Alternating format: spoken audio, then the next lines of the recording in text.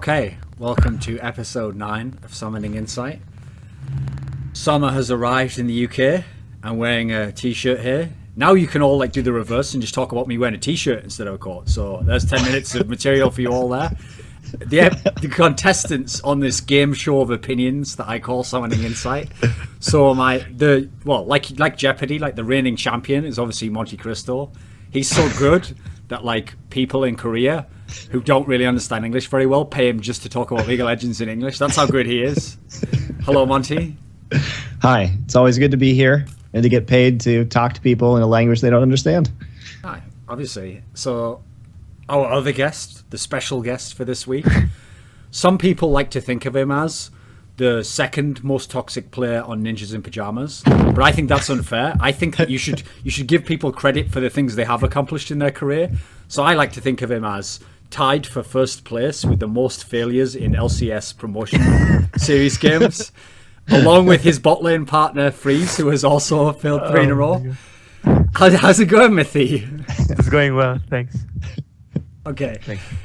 So the first place I want us to start here is actually there's been, despite all the frenzy of all those recent, along with transfers into NA, well, we actually had some more transfers. And again, believe it or not, some of them were one was even an EU player again. So actually I want to start with the most low-key one, because I thought maybe Mithy could give us some info on this, because this guy was actually a challenger player, which was Coast, who were already just gutted of all their good players.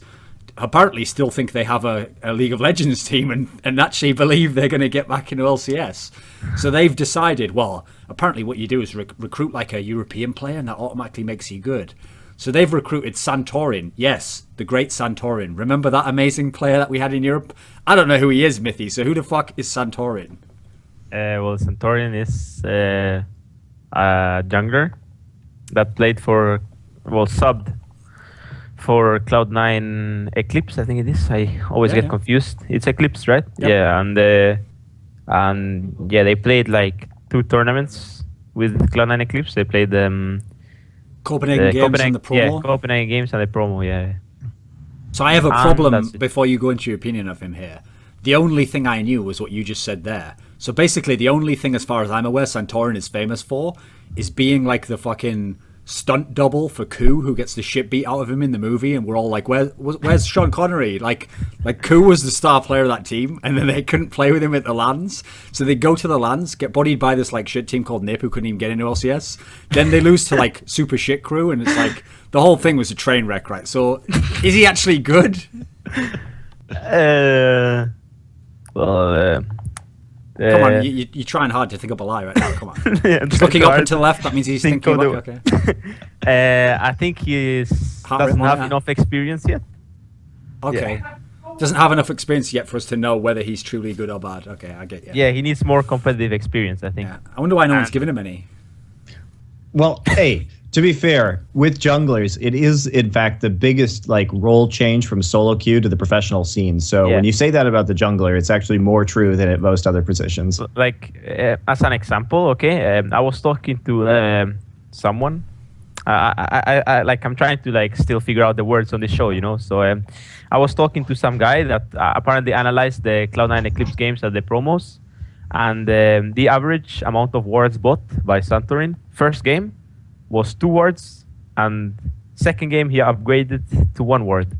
So overall, whole game. So that kind of shows how inexperienced he is as a jungler, since jungler is basically the second support of the team, or the first, to be honest. So when you heard that this NA team, admittedly they're in challengers, it's not like it's a huge investment and they're really going all out. Does it surprise you that they picked him up? No, not really. Apparently, NA is horny for EU players, so why not? If you have the money, I mean, every EU player wants to go there for money. Why not? It's a good life experience. I'm horny for Korean players. What do you think of this, Monty? What do you think of them picking up this player who, essentially, we've never heard of? I haven't seen him play, but I think that as a challenger team, they're getting a house in Vegas, right? Is that what I read? I'm trying to remember. So they like to gamble, is what you're saying.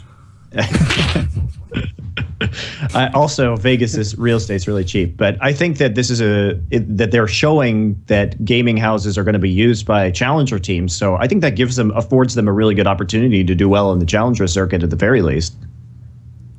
I mean, I didn't have much that we were going to talk about this guy. I just thought it was interesting to start with that because, yeah, it's just a very strange move. I mean, even if people say there isn't talent in NA, it's quite an investment to bring a guy over who himself isn't proven in any sense, you know. But maybe he has a potential, right, Monte? Right. Exactly. Yeah. You can't overlook that potential. Okay, so before we go on, I have another challenger move, which hasn't fully been announced yet. Let me think. Okay, it hasn't been announced, but if you read Reddit, you will sort of know this already, which is that apparently, according to Reddit, KooX, with their academy team, is going to make a team that has Saint Vicious, ManCloud, and Bunny Fufu, plus 2 players, and no one knows, even the Reddit detectives don't know who the 2 players are. So those 3 players have all played in LCS. Bunny Fufu was the support before Special came in. Saint Vicious was also the support for some fucking weird reason, but he used to be a jungler. And then ManCloud, we all know from XDG. What do you think of this trio? Should be good in Challenger, right, Monty? Maybe. I mean, I don't really know like how they perform or what their current status or their current level is. But this is Challenger, though. How can ManCloud not like body every midi players?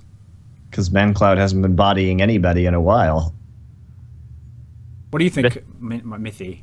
They played a game, I think. Yeah, I think they played a cup not long the ago. Didn't they? They played a game. Like I didn't see the game, but I saw like what the other team did to them, and I don't know. It was actually pretty fun to watch. Like you should watch it, Monte. It's like 2 minutes. You can like watch it while we're watching this. I don't know where it is, but it's like pretty cool what the enemy team did, and I don't even know how the enemy team lost. But so what happened? You know, like the usual Drake contests, right?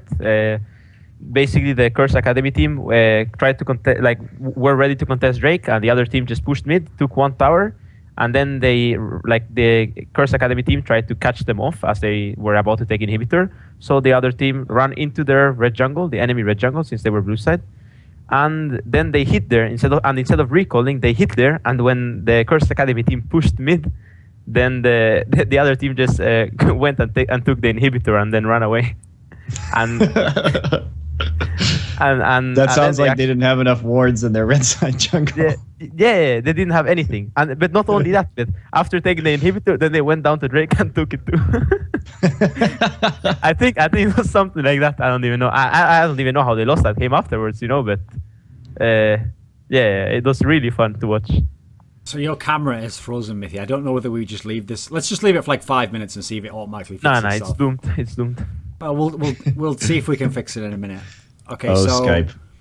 So the other reason I brought up the KooX one is that the interesting thing is, okay, we heard this story about KooX got Santorin, and then there was another story that came out where Helios, the guy from Blaze, was actually considering going to KooX, I think was the team, or that was in the works at some point.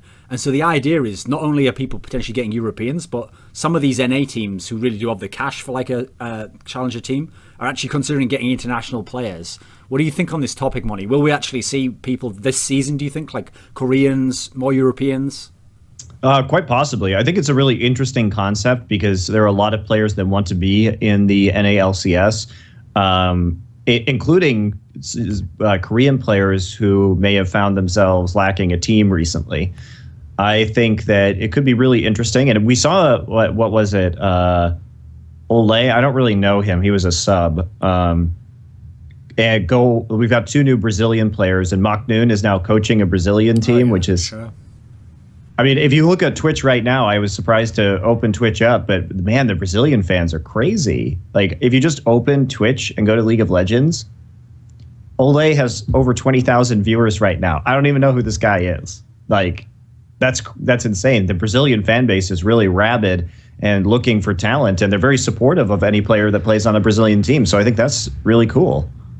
Let's not fuck around, though. When you saw, okay, here's the thing, okay, let's say someone announced, okay, we've got a retired player who's going to be our coach on this team in Brazil. I'm like, oh, cool, he's Korean? Yeah. Right, who is it? Is it Reapud? What is it? Is it Loco Doko? Is it, you know, who is it? Is it maybe like Cloud Templar, something like that? No, we got Maknoon. Wait a minute, he's playing in the team though, right? No, he's our coach. He comes up with a strategy. Isn't that like the one player? In fact, Monty, let me put it like this. Of all the great players in the history of Korean LoL, is it Maknoon like the least strategically in-depth guy? Like his own style of play was almost just like impulsive as it gets, right? He was really impulsive, but what he also was a good shot caller. So maybe he can clear up the comms a little bit. There are different things that obviously, like, different coaches have different kinds of strengths, right? You know, you wouldn't put me in a situation where I need to tell the players exactly how to mechanically control Thresh. Like, I don't know that.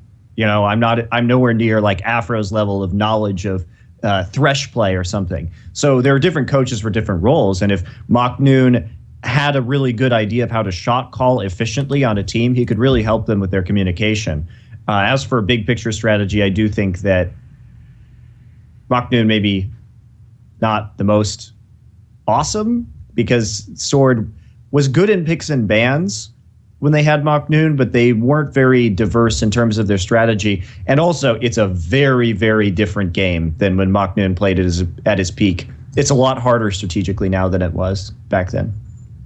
Mithy did actually die, so what we'll do really quickly is I won't turn the stream off. I'm here. Yeah, but you're fucking camera in. So what we'll do is I'll put the card up for 1 minute. He'll try redoing the camera, and I'll just mute the mics, and then we'll come back in like 1 minute. But as long as the stream's on, you know we're coming back, so chill. Right, fuck it. Mithy's just gonna have to be a face like that. His camera doesn't work, so whatever. Riot said that his face is too offensive and it couldn't be seen in public anymore. And that's the only Riot approved image. Yeah. And you know how when you get into LCS, they like Photoshop the shit out of your face? Like, that's what they do for challenger players. That's how little resources they're putting into that. By the way, how creepy are those Photoshops? Like, some of them make them look good. Like, well, obviously Dignitas. But there's certain players where it makes them not even look human. Like, have you seen Bjergsen's Photoshop for the LCS picture, Monty? No, I haven't. It's just fucking nuts. You should see it. He looks like John Connor out of like Terminator 2 or something. It's fucking insane. It looks nothing like himself. I don't know what they do. It's a bit like those videos where they like slow down a newscaster and his like tongue peeks out and they say like he's a reptilian or something. It's like the equivalent of that. Anyway, whatever. I'm just bullshitting. Let's go back into the chat now. So, right. The next topic. Oh, I still have a topic on the curse thing, actually. So another thing that came out on Reddit was KooX was supposedly trying out for the AD carry position on this team. Wait. Before it's live now, go into that it's live topic. now, so if you're going to say anything crazy, just remember it's live, okay? Yeah? It's live. Before you go into that topic, I got news that you were talking about the Brazilian stuff, right? Sure. Yeah, I got news that apparently like 1 or 2 Brazilian teams are going to come to Europe to boot camp or something like that. Boot camp for what? The Korean teams. I don't even know what. I just got told that I would be playing against them in the Soldomit tournament or something like that, you know, like I would be playing on them in some tournament, and they were actually going to come to Europe, like the Korean guys. So cool. Ta-da! I mean, it would make sense because some of the people in Brazilian esports, just a little piece of trivia, in Counter-Strike, they used to also have like quite a weak scene, but they had some good players. So what they would actually do is before the big tournament, they would come to Sweden and then they would boot camp at one of the internet cafes there for like 2 weeks and play people. And it actually did work. Like their level would get like decent just before the tournament. So I would imagine some of the people who come from Counter-Strike who were still in the scene there are like applying the same logic there. Who knows if it'll work, because there's not really any tournaments from the play, and that's the downside of that. But maybe they can still get better, I don't know. Okay, so like as I was going on to the KooX topic there, so KooX himself essentially confirmed, like, yes, he tried out, but because it's Saint was like, I don't want KooX on this team, and then they were like, oh, you got to give him a chance here, you got to at least let him play. So they let him play like 2 scrims, and then they were like, yeah, you're not good enough. What do you think on that in general, Monty? Who did they take instead? I'm sorry, I haven't been paying attention. Supposedly, according to him, it was some guy called, what was it? Impactful or something. Some other fucking guy I've never heard of. I don't know who that is. I mean, I have no idea what goes on in Curse Academy or LOL Pro or whatever team this was. If you had to guess, though, surely KooX would be worth taking a gamble on. This is a person with a lot of experience. I would think so, but I actually haven't seen KooX play in a long time, so I have no idea what his current level is. And as far as I know, I see him stream like a bunch of Hearthstone, I guess. Is he still even streaming like a bunch of League? He's been playing like a lot of other games and trying to become more of a stream personality. So he just may not be in form right now. Yeah, but the thing with him is the upside of him, if he gets it together, is huge compared to even like an amateur guy. Like, I'll give you an example. Supposedly, well, actually, this is known, is that when he was in TSM, he was like the guy who did sort of the elimination role now in C9. He decided the picks and bans. And so famously, that's like some of the arguments came from that, him picking or banning something that people didn't want in the team. And so in theory, that was a role he was playing during their most successful period. What we've seen with guys like Woong, your skills don't necessarily have to be that high if you can bring that aspect to the game that someone else can't, right? Well, that was a long time ago. I think the game has changed a lot. I'm not sure if that kind of role would really be possible anymore. But I don't know. You can never. I think obviously the relationship between KooX and the rest of the team came into play here, and if they're just going to hate each other the entire time and not get along, then you can't have a team like that. So it would be ultimately not a good decision. But I have no idea what the personal relationship between Saint and KooX or KooX and the rest of that team is. I have no clue. To be fair, I think Saint, he's not as bad now, but he's almost like bordering on Reginald levels, where it's like, just as one person, the amount of people that he dislikes in the scene is like, the branches going off him would be insane. Like 50 people, to one guy. It's like, come on, man, how can you dislike 50 people? Like, they can't all be idiots, can they? That's an aside, anyway. I don't know. I haven't talked to Saint in a long time. So the last of the transfer moves, oh no, there's two lots actually. Another European one, but actually in Europe this time, was Copenhagen Wolves announced who they're taking as the players replacing Forgiven and Amazing. And so they've picked up Woolite, who was Denial's AD carry, and Airwax, who I think he played for like one team in one of the Challenger Series things that lost in the first round, and so like he's not very famous at all. How good actually are these guys, Mithy? I think Woolite is not bad, which means a lot. Like in my scaling of good and bad. And, okay. Let's put some people in around him. Give me someone above him and someone below him at AD carry. In LCS. In LCS. Yep. But the thing is, like, I play against him, because I play solo queue and I play AD against him, and he's not bad, So maybe he's LCS level because he's better AD than me. Wait a minute. So because he's a better AD carry than you, a support player, he's LCS level. What kind of logic is that? Yeah, it's a good logic, to be honest. Come on, man. How good is he? How fucking good is he? I think his mechanics, like raw mechanics, laning phase trading and stuff, is good. But I think he's just inexperienced. Like, he really has no experience, and he's probably going to be getting caught a lot and stuff. Like, I think he will get through there, but he won't be like Reckless, for example, who is like really consistent. Even if his team is doing bad, he doesn't just die for no reason or something. He stays relevant as he can stay. Okay, I'm going to have to obviously give you some parameters here, because at the moment I didn't know you were going for like a political career after this. I thought that would be over after all those comments, but apparently you're still trying to run for like mayor of the fucking Canary Islands or something. Okay. So let me put it this way. I'll make it very simple for you, Mithy. Will he be better than Forgiven was last season? No.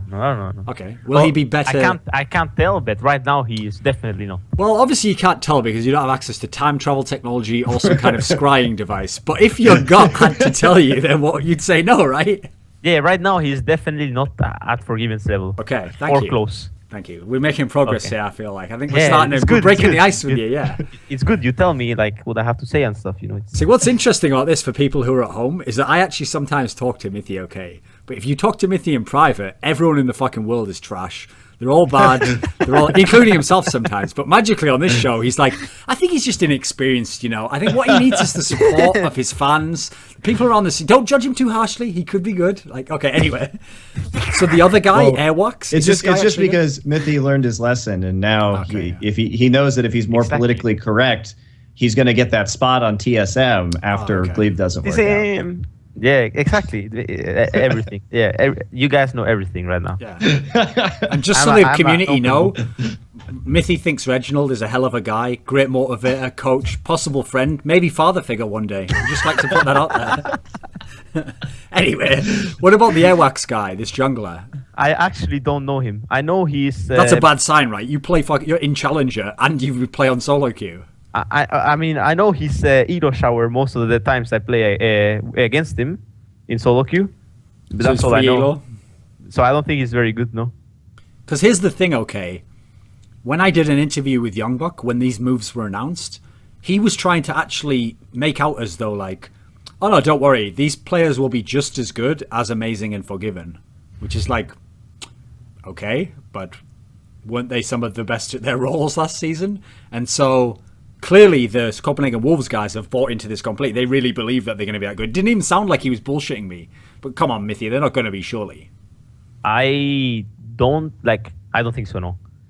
But then again, the personalities of both Amazing and Forgiven are not the easiest to work with. Okay, but here's the thing. The personalities of Amazing and Forgiven might be very difficult to work with, but I don't care if these new guys come in giving out lollipops, like putting on fucking the Beach Boys. It's not going to magically make Coutard like become 7 times better and be able to carry the game. They're going to have to carry the game. That's what we saw last season. I think Coutard might need to step up his game a bit more than the Spring Split. That's for sure. Okay. See all these fucking political terms, dude. Step up their game. What, like become 2.5 times better overnight? Well, I don't think he's going to do that really. So unless he like fucking goes to the future and then comes back way better, I don't think that's going to happen. So there are very few players in League of Legends that I think you can definitively say have stepped up their game in terms of like mechanics or carry potential. And the only team to truly do that has been Najin Whiteshield. So I think that's an unlikely outcome. Actually, this is a topic to talk about. There's an interesting thing that I just noticed when I thought about the history of roster moves, because obviously I got to follow Counter-Strike for a long time, so I saw a lot of different roster moves. And the funny thing is, every fan of every team, I've noticed this weird thing, because they like the people for the personalities more than the skills. They all don't want people to be cut from teams. Remember that EG team that didn't qualify last year for the Worlds? There were people making threads begging them like, please, don't cut Snoopy. Keep this team together. Even though you'd think if you were really a fan of EG, you'd be like, no, please cut Snoopy, recruit someone who can be really, really good at jungle, and then the team might still be really good. So what's interesting is fans have this sense, because they've bought into all the bullshit answers of like, oh, we win because we're really good friends and we believe in each other and we don't just cut people, we give them a chance and we work through problems. They actually believe that if you just stick together, then magically you keep improving. And every game you practice, you improve more. This is bullshit, right? It just depends on the environment. And the danger with cutting somebody, even if they are not as mechanically skilled or skilled at the game, is that let's say you get a player with a bad attitude, he can cause the rest of the players to tilt and actually lower the level of the rest of the players. So if you have a good player who maybe isn't the best, but who is keeping everybody's mentality in line during the game and enabling everybody else on that team to play even better, it can be valuable. But you can only really know that from inside the team. Okay, but this is the point I was going to make, which is that a team like EG, the reason I picked that example is because here's a team that's practiced for 2 years together. They've done the periods where they've had amazing practice every single day. Yeah. They've practiced against the best competition. So in theory, there's nothing just from practice that they can do to step their level up, like you're saying, considerably. They can't get 1.5 times better with the same lineup, right? It's not going to happen because they've already tried almost everything. So what I noticed... Yeah? The fact that, I mean... It is relevant that a team has been together for 2 years or something, but you like the amount of like the difference of this game 2 years ago as of like from now to I can't speak English. So from 2 years ago until now, the game has changed a lot, and a team that has been 2 years old, if they don't have the motivation to improve, they will be really bad. So anyway, the point I was going to get to, because I still haven't got to the crux of it, which is this line, okay, that I think is actually a total truism for esports games that are team games. You almost never become a significantly better team through the same players all staying together and improving. You like 99% of cases, you become a better team with the one key roster move. Think about any team, Monty, over the last 2 years who went from being good to like the best. It's always a roster move that did it. Well... See if you can think of an example. I bet you can't think of one. SKT, same team. What the fuck are you talking about? They became the best in 6 months, dude. That doesn't count. Okay. You mean a team? Or are you saying a team? You mean a team that had the best player of all time did it? Oh well, my bad. That's obviously not an exception to that rule then.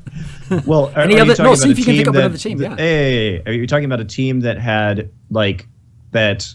Was good, then was bad, and then became good again, or was kind of mediocre and then like suddenly became good? So here's the two examples we'll do, okay? We want a team that was like, say, 5th to 8th, and then they didn't change a player, but then they became like the best or the second best. And then you can also have, like you're saying, a team where maybe they were like 3rd best, and then they dropped down to 8th, then they came back to 2nd, again with no roster moves. See if you can think of an example. This isn't a trick question, by the way. If someone can think one up, then let's do it.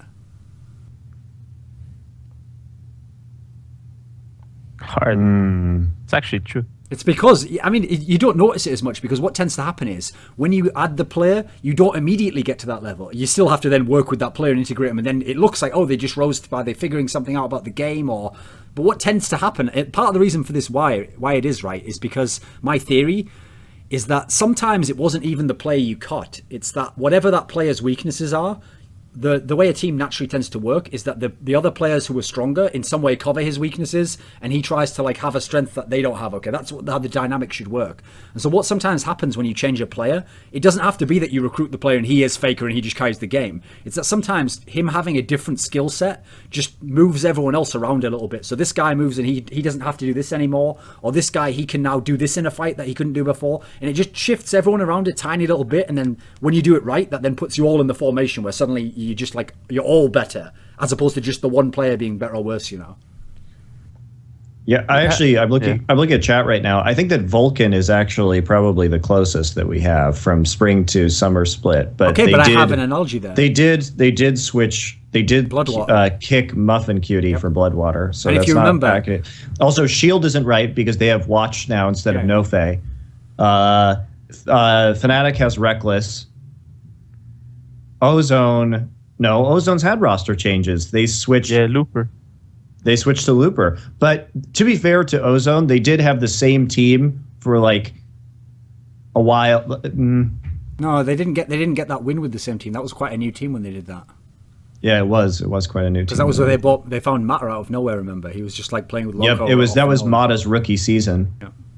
In fact, just to address before we close this topic, the Vulcan one, that's actually one people will make the mistake of thinking of, but what they forget is, actually, the roster move immediately helped Vulcan, because they got Bloodwater right at the end of the season when they were the 5th best team, and then they went on that run through the playoffs to 3rd place in the spring split, and then they became the monsters with the same lineup next season. So actually, that one doesn't really apply. See, if people can think one up, send it to me on Twitter later, but I think in general, it's like an interesting topic, because it's one of the reasons why I think... Okay, in general, here's a good topic to talk about. Okay, there's the team that you have that is a good team, but it's just going through a lull right now. And if you stay together and you can get past the arguments or whatever's wrong, it will come back. So a good example would be some of those Gambit teams. Okay, we've seen that. CLG. The old one, CLG EU. I mean. Oh yeah. No, that's another one. They could come back as well. So there's the team that's when that principle does work, right? Where you should, like Gambit's a great example. Like the upside of getting a new player in is going to be very low compared to the upside of hoping that whichever player is playing bad now, you can fix it, right, Monty? In a team like Gambit. Yeah, I think it is a low possibility. I think with the major thing, I think, is that if you have the right coach, then maybe you can fix those internal issues that are holding people back without having a roster change. But even then, it's really hard to do. Motivation is also a very, very, very important factor in League, because you're required to play a lot because there's a lot of people playing this game. So you're required to constantly be up to date. And if you just slack for a month, you will be bad. You will be bad. So probably like a team that, for example, SKT, they start winning everything, then they start slacking, and then and now they're trying to find their shape again and maybe thinking of roster changes or something, you know. But it all comes down to the lack of motivation or a new patch that just makes you clueless or whatever it is, I think. I mean, what's funny is I've just realized there's a team who played in LCS Summer in Europe last season, and they were just an okay team. And then they made a change and brought in this Spanish guy at support, and then they became the best team in the whole league. So there's another one for you. Hello? Is this thing on? Yeah. Is Mithy even aware I'm talking about him? Does he even follow LCS? I know I'm aware, but what can I say? Like, okay, I'll just patch your mum in. You remember when that team recruited that Spanish guy? Yeah.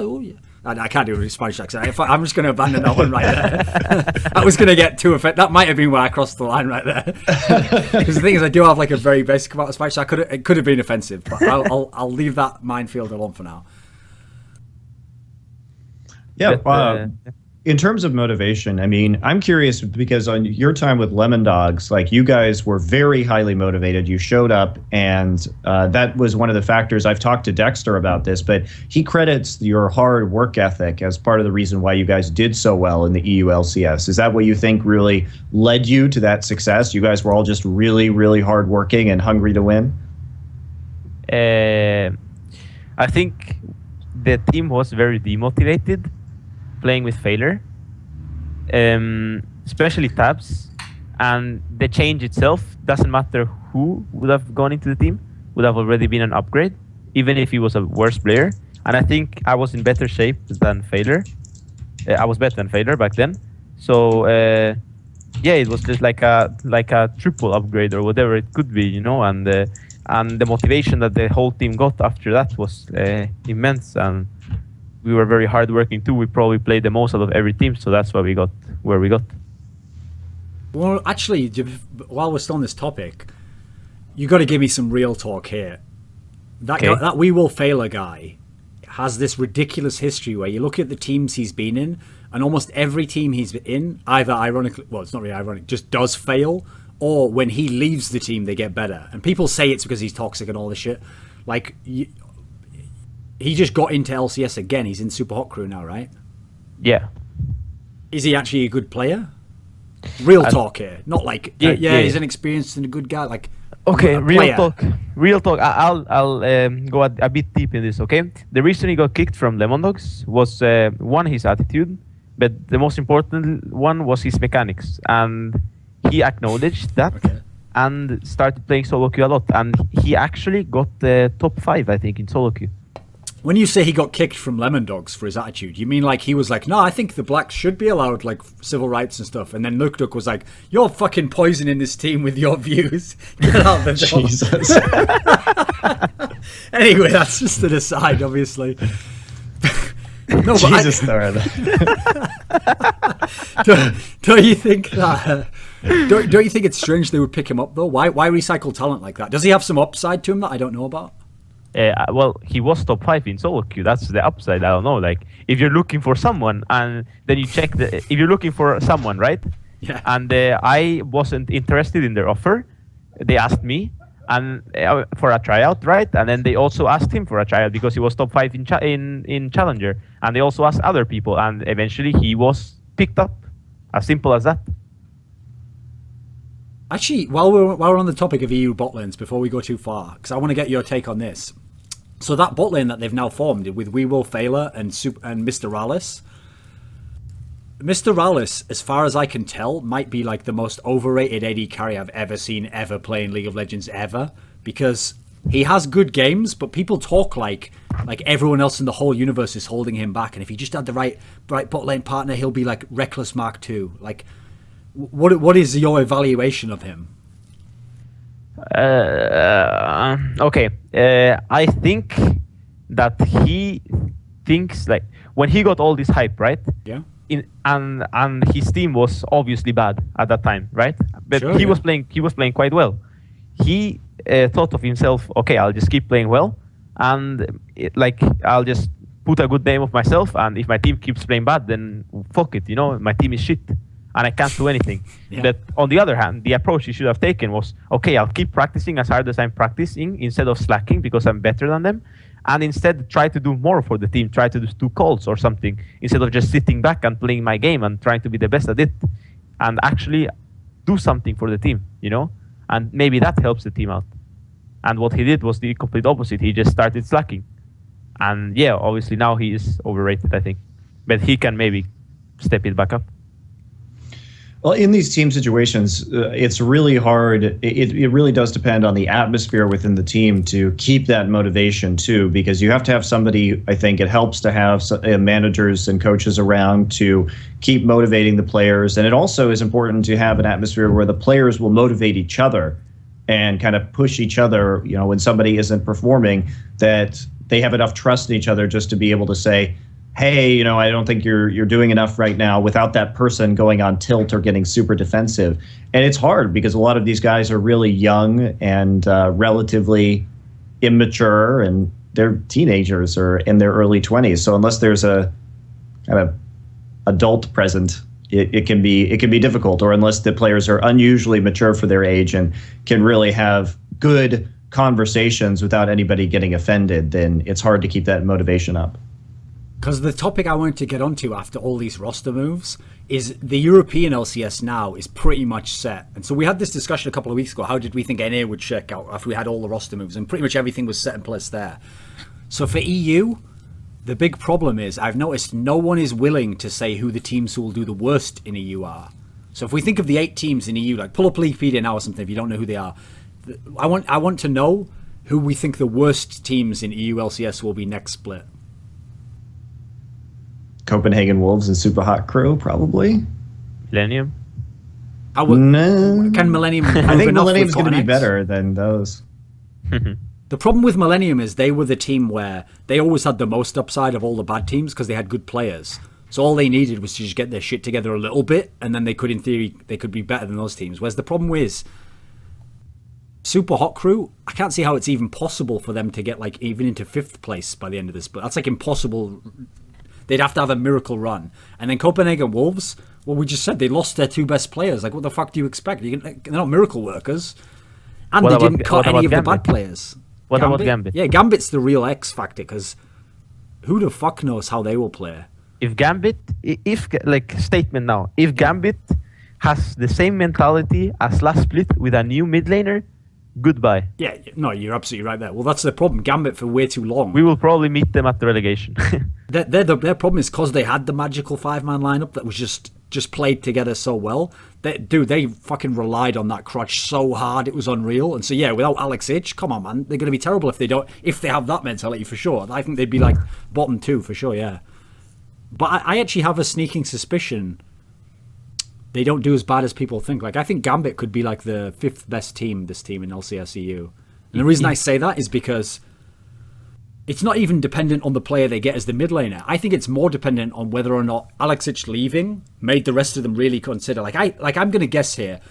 I don't think, with all the terrible travel time that they have to go to Germany every week, I don't think any of their players will keep doing that just to be like, right, well, I'm not going to try and play differently. I'm just going to keep playing like I used to, and I'm just going to get the LCS salary. Like, I don't think it's worth it because of how much hassle is to do that and then to get fucking shit on. So I think if they keep playing, so if Darian keeps playing, if Genji keeps playing, if Diamond keeps playing, if these players are going to keep playing, I feel like it has to have been a wake-up call. Like, okay, we're probably never going to be as good as Gambit was before, but we have to change things, and we have to listen to an analyst, and now we don't even have Alex to help us, so we have to change whatever we're doing. And if they do that, come on, man. Diamond Prox is still fucking amazing if he wants to be. Genji can still be good. He could still be good for sure. Darian, I'm not sure about, because I mean, has he ever figured out how to change his playstyle? He might be the one where I don't know if he can, but the rest of them could all be good, I think, right? The main problem with Gambit is that Edward plays solo queue. No matter what everyone says, solo queue is probably one of the most important factors of a team, Sure. Individual skill or whatever. Okay, so I'll tell you something. Okay, some interesting facts. Okay, Edward plays solo queue and he does well, right? No, he doesn't really get flamed in the games. I mean, he's really aggressive and a playmaker, and obviously that has flaws of making the wrong play and failing, right? And then Diamond always usually does well. Alex usually did well. And surprisingly, Genji and Darian did the worst out of the team, right? And surprisingly enough, Genji on his main account, and I don't even know if he has a Smurf or not, but I'm pretty sure he doesn't play on his Smurf. He's Platinum 1 on his main account. And Darian is Diamond 3. That's not good. That's not good. And on top of that, supposedly, no, and they play Genji one game never plays. Yeah, 1 game a month maximum. Yeah. Well, that's what Alex said in my reflections interview with him. He literally said, like, I think it was him who said it. Like, he just said that Genji just doesn't play. Like, he'll play in the games, the LCS. Like, it sounds like he's one of those guys where I don't think he likes League as a game anymore. And so those guys, what happens is if they were in a top team and they have the potential to still be good, like Gambit did, you still want to play because when you go to the tournament, then you get fired up because the competition makes you like, right, now I want to win and I want to beat this team. But the problem is it's those 30 days between the next tournament when if you can either sit around and do nothing or you can just play solo queue without necessarily seeing how it's going to help you. That's where the guys who don't love it as a game can't handle it. That's one of the reasons I always used to say that I had no doubt that if Froggen was put in a good team, he would be like the absolute best player in Europe. That's not because I'm like a fan of Froggen. It's because Froggen's one of these guys who actually likes League of Legends so much that, say he has like the off season, he'll just play like 6 hours of solo queue for fun. Not even to like stream or to get better or whatever, just for fun. You mean like 30 hours of solo queue while he streams it? That kid is a monster. And I agree with Mithy. That's the reason why a lot of these guys are so good. And in terms of what's going to happen with Gambit now, maybe this will be the wake-up call that they need. Maybe they're really going to have to reevaluate what's going on within that team now that Alex Ich is gone, and that will just rekindle their motivation. You never know.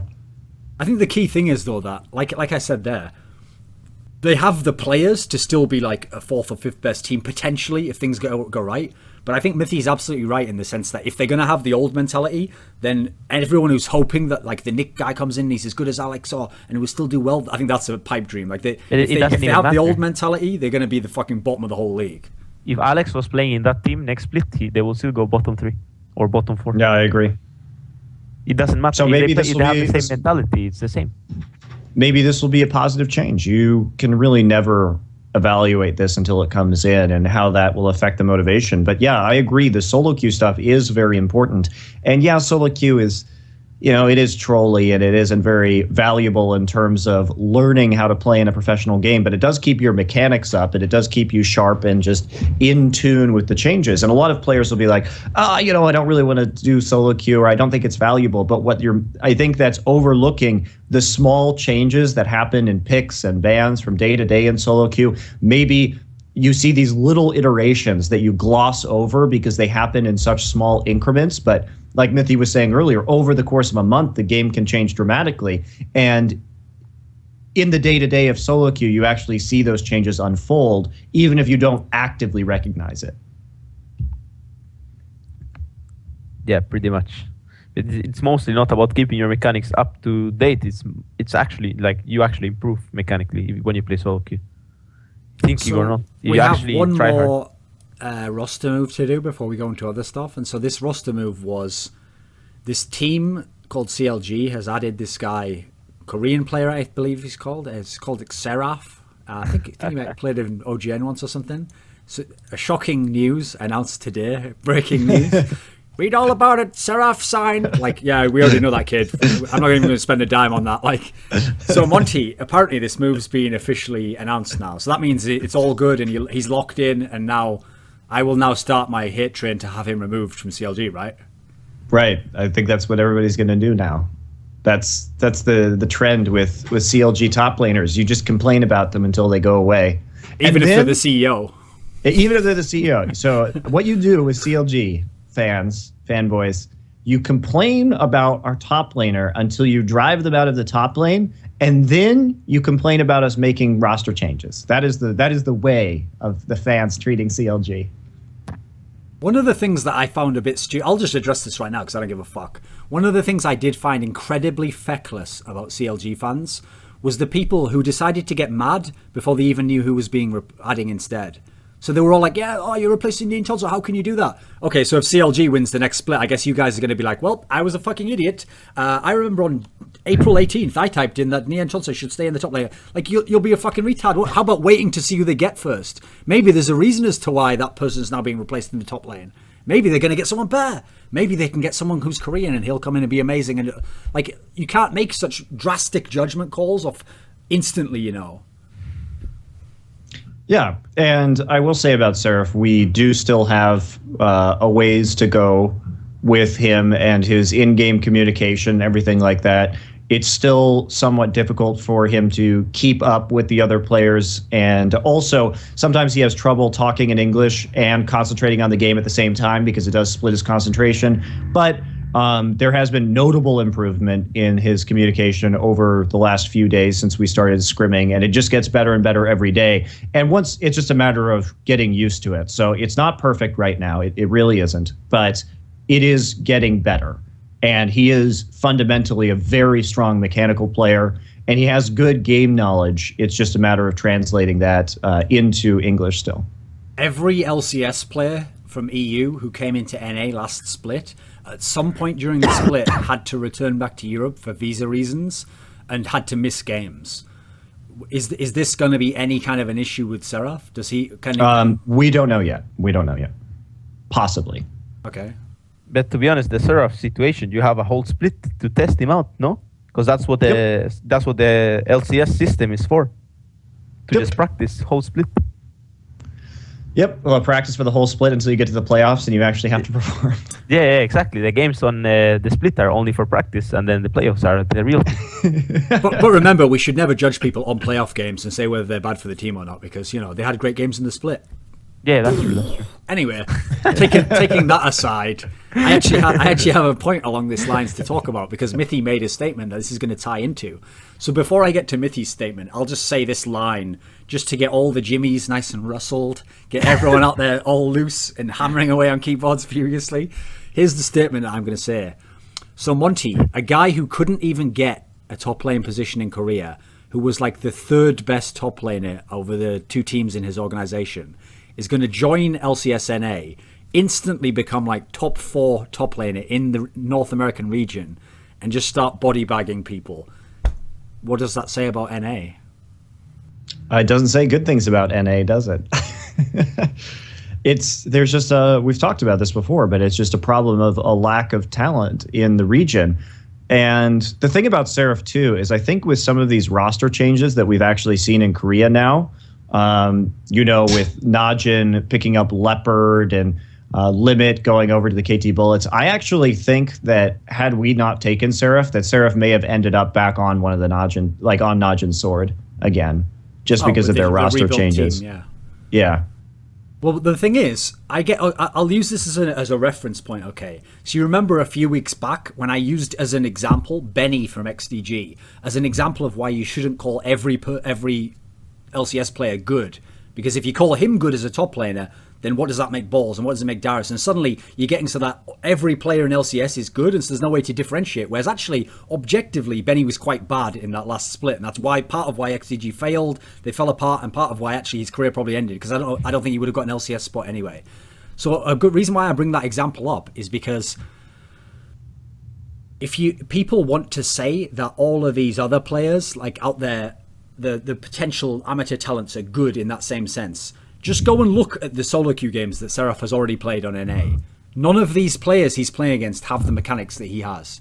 The mega absolute top LCS NA guys, sure, they do. They're really good. But it's like watching a guy against children if you watch those games on stream, right? That's not really that true either. I don't know.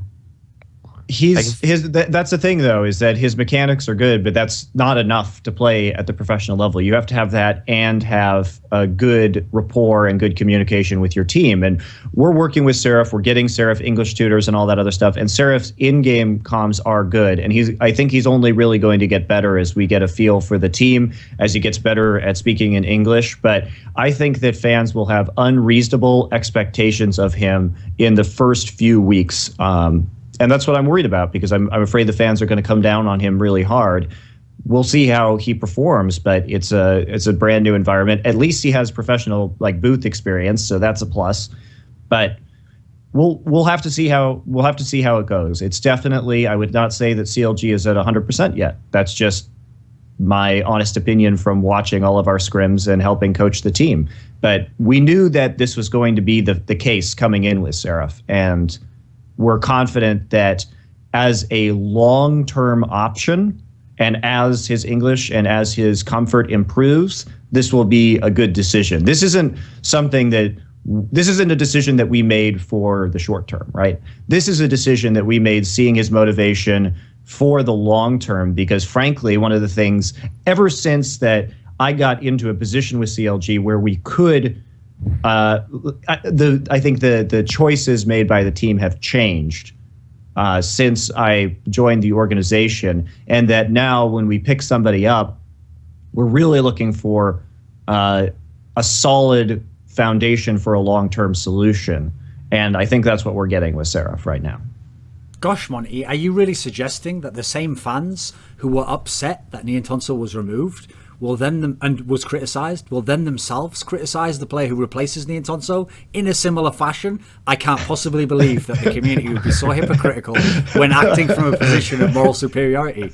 It beggars belief, quite frankly. Okay, Mithy, you started to try and say I was wrong there, but you didn't come in on me. So what were you going to say? I was gonna say that he is not a god. Like I've been seeing I've been seeing some of the VODs and stuff, and he's good. He has good mechanics, but he's not out of this world or anything close.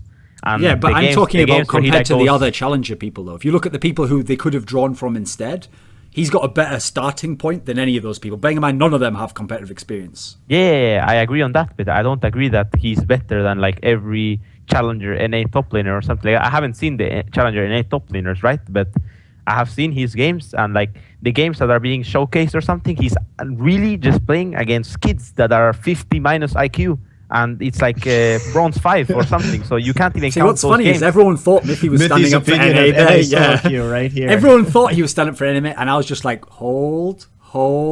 There we go. That's right. Come on. Beep, beep. Back it up. It just depends. Like it depends. When he's on his road to challenger, right?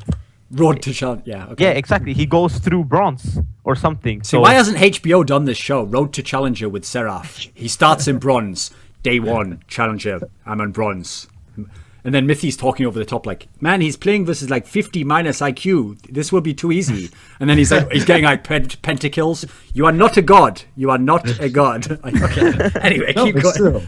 It's true. It's not that... if he was a god, then he would be probably on a top-tier Korean team. He hasn't had that opportunity to develop as a professional player.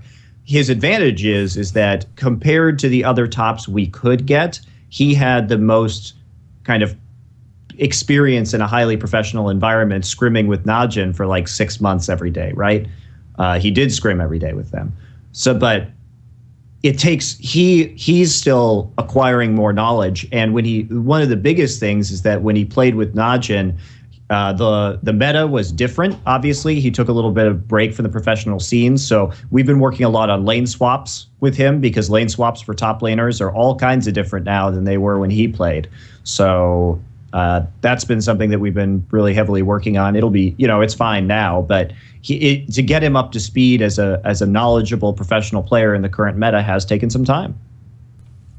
Yeah, I agree, and I think it's a very good decision to pick him up. But like the point I was trying to make, and I'll make again, so everyone is like the chat especially is certain, is like if you put Dyrus on a Smurf account too, he can do the same thing Seraph did. Is that the point you were making? Yeah. That was the point I was making. Your point was that the best top laner in the history of NA could do the same as this like Korean guy. Just go, okay. Okay, if you put Benny on Seraph's position, he can do a nearly equal job, except when he gets to Diamond 1, then he'll have some troubles there. Yeah, but Benny plays like fucking Renekton, and Seraph's playing like Yasuo and shit. Well. Yeah, but like Seraph has continued to do well, though. That's the thing. Yeah, exactly. That's the thing. Like, let me take the same analogy then, Smithy. Let's say we take Benny, the marvelous Benny of XTG.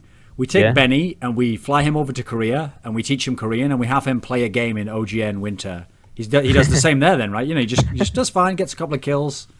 I wouldn't show up if I was him. He kind of didn't really. I mean, his body did, but there was nothing powering. There was no life force.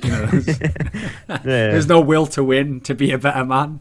Nietzsche would have been disgusted with Benny last season, quite frankly. Yes, I do want to. That's hilarious. Anyway, I do want to emphasize Mithy's point to the fans. Seraph is not a god. He is a good, solid mechanical player. Yeah, that's what I want. Still needs more competitive experience. He's not just going to show up and get 14 kills in a game of LCS. That's not going to happen, right? Maybe it is. Well, now you do realize if he ever gets 13 kills, there's going to be a highlight video where Monte Cristo's like, he is not a god. He will not get 14 kills. And then he'll just get the extra kill. And it'll be like, even Monty didn't believe in his potential. Well, I hope I'm wrong. So I'm just trying to temper fans' expectations here. Okay, I'm trying to do the opposite. I'm trying to elicit joie de vivre from you, that you really believe you're going to be the best. So I want to ask Mithy now. It's just straight up. we all know what Monty thinks. So does Mithy believe that this one edition is like, this is the key? That this is like CLG goes top 1, top 2 now? Yeah, why not? They were already. No, not why not. Don't say like, well, sure, Okay, but anything can happen, I guess. Yes. No, I want to know if it'll happen. They were already top 2. In my opinion, after Oh god, he's watching drunk the the Kool. playoffs. Did you feed him the Kool-Aid before he came on air here, Monty? Like, No, what the That's fuck? no, right. actually, Did you see- I did you believe see the they weren't games? top 2. I believe they lost in a semi-final series as Because usual. They played, because they, I don't know, like they stopped playing after the second game. So that's like a best of CLG, three you of- mean? Yeah. It's a best of 3, of course, but if you Okay. count Yeah. overall skill, they were top 2. But if you count a tournament, then obviously they finished 3rd, right? So Yeah. I mean, on any given Sunday, they could have beaten TSM. Unfortunately, LCS has never played on Sunday, right? exactly. That's what. Yeah.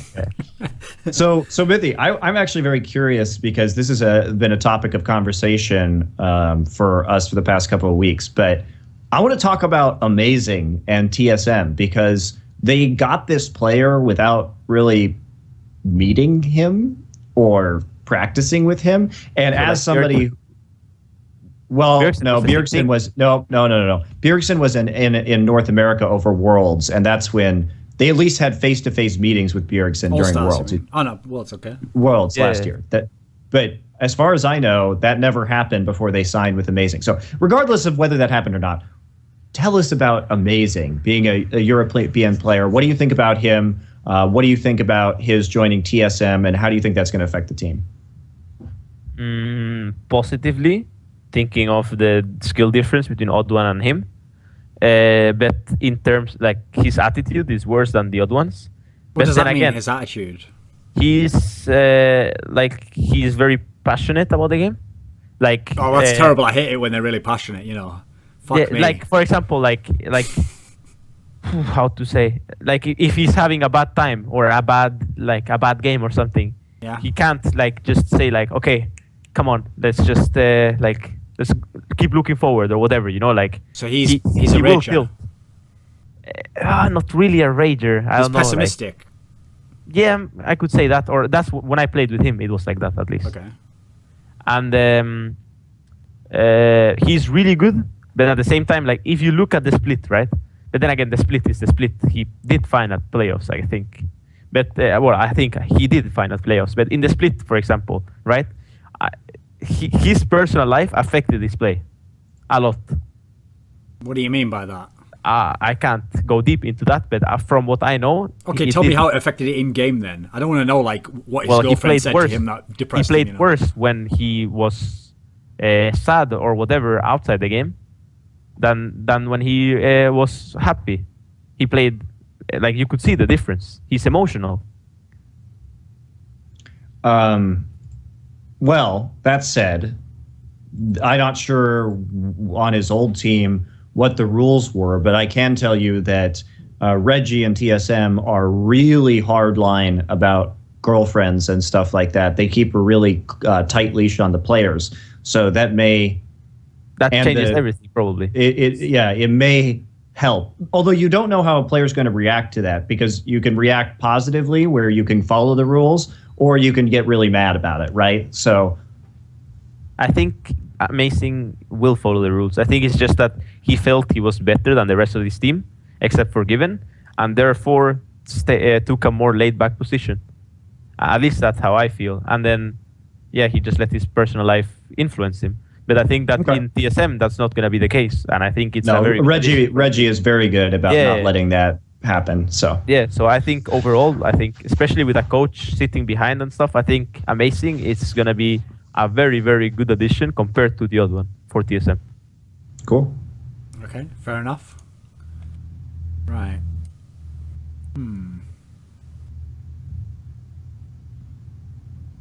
Let's see.